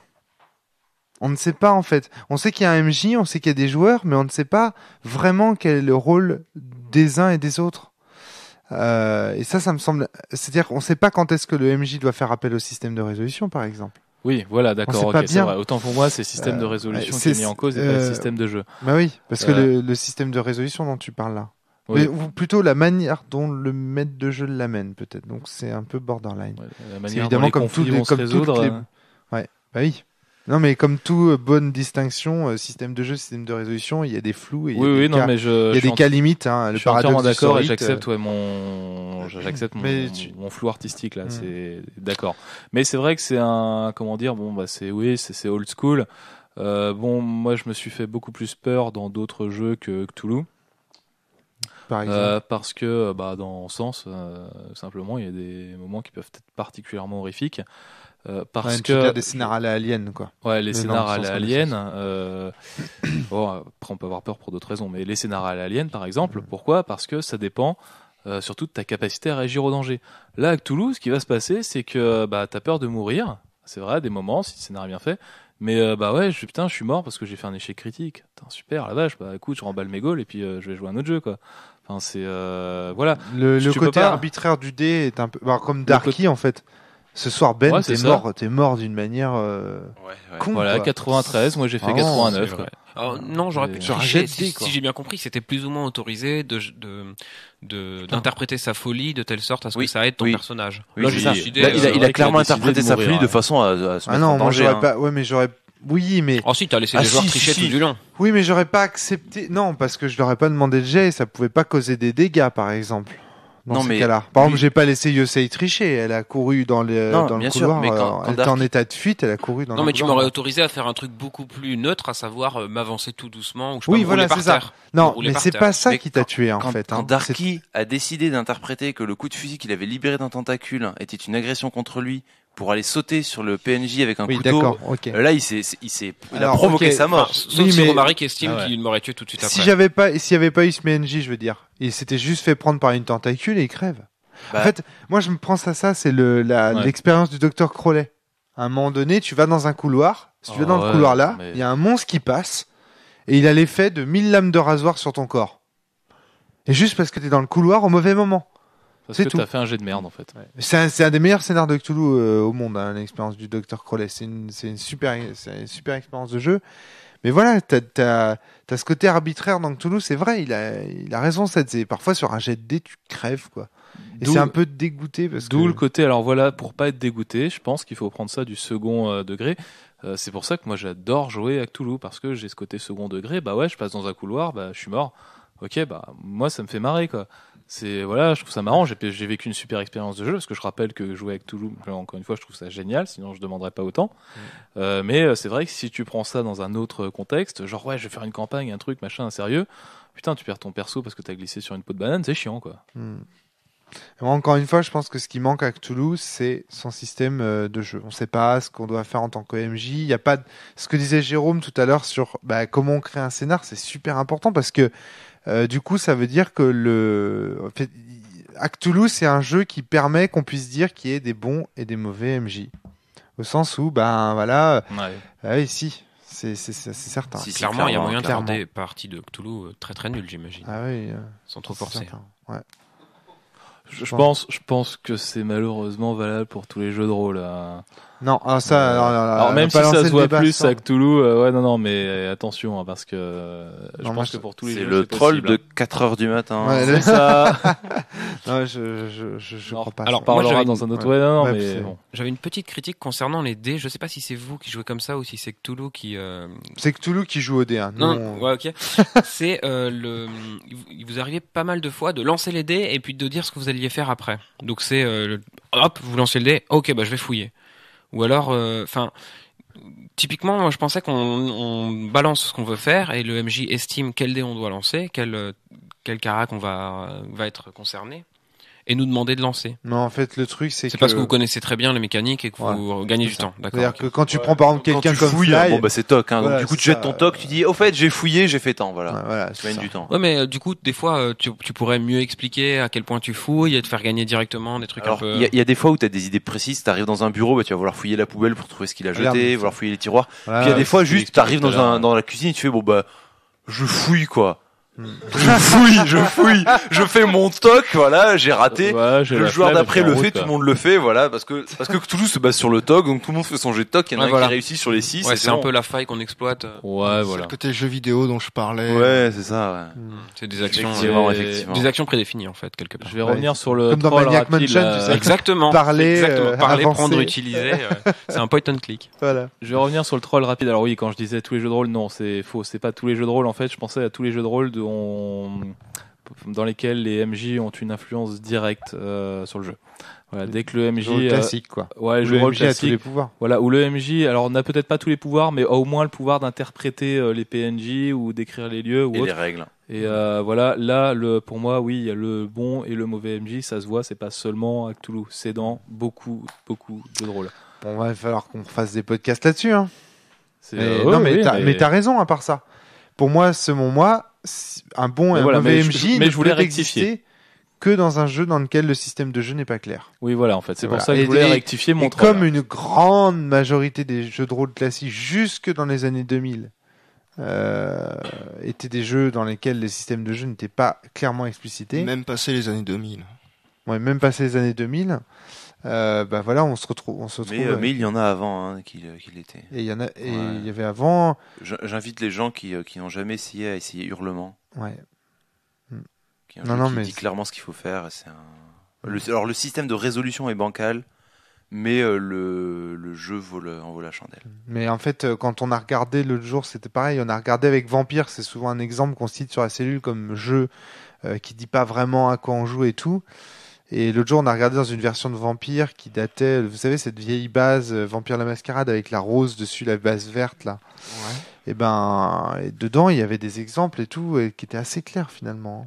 Alors après, le système storyteller part un peu dans tous les sens, mais... Oui, non, mais les exemples, moi c'est toujours ce que je dis, mais à ce tarif-là, je te vends Le Seigneur des Anneaux avec Donjons et Dragons et je te dis, tiens, c'est bon, t'as ton matos. Je te file un recueil de nouvelles de Lovecraft et je te dis tiens voilà t'as ton manuel de préparation de scénar pour Cthulhu. L'exemple est un accompagnement de la règle. Ouais. D'accord. C'est un bon support, c'est un très bon support. Mais quand tu lis les exemples de vampires, c'est des trucs super lyriques avec des histoires qu'on te dit, le système ne te dit pas comment générer une histoire comme ça à aucun moment. C'est pas parce qu'on te met un extrait super chouette à côté. On fera un one shot sur Vampire. Voilà, je pense que ça peut faire l'objet d'un autre podcast. Voilà, c'est juste pour mon impression par rapport à Cthulhu. Je veux pas dire, mais bon, là cette année, on a fait Cthulhu, on va devoir faire D&D, hein. on va devoir faire Vampire. Alors le Grumpf s'est déjà proposé pour nous maîtriser D&D. Ah ouais, en one shot, DD4. Et en plus, il nous fera tester la version la plus polémique, à savoir la version 4 de D&D. On aura l'occasion de parler de Donjons et Dragons. Ça va être au top. Il faudra quand même des spécialistes, hein. Enfin, parce que. Oui, bah le Grumpf, je crois que c'est alors, le dessus de tout non, mais aussi en termes de joueurs, je pense. D'accord, ok. Enfin, bah, écoute, je crois que j'ai ce qu'il faut. Et Rome s'est proposé volontaire pour masteriser Vampire, voilà. Non mais ta gueule. Ça sera coupé au montage, ça, les enfants. Non. Si. Non. Bon allez, sur ces belles promesses que nous ne tiendrons jamais, nous vous souhaitons une agréable soirée, une bonne semaine sur le podcast de la cellule. Au revoir, chers auditeurs, et n'oubliez pas le jeu concours pour gagner un jambon et une lessive Bonux. Oui. Et un robot Moulidex pour le grand gagnant. C'était la cellule dans les années 80. Vous êtes obligé de dire une troisième marque, sinon vous allez être censuré, les gars. Au revoir à tous. C'est Cthulhu. Allez, bonne semaine à tous. Salut tout le monde. À la semaine prochaine pour un prochain podcast. Salut. Bonsoir.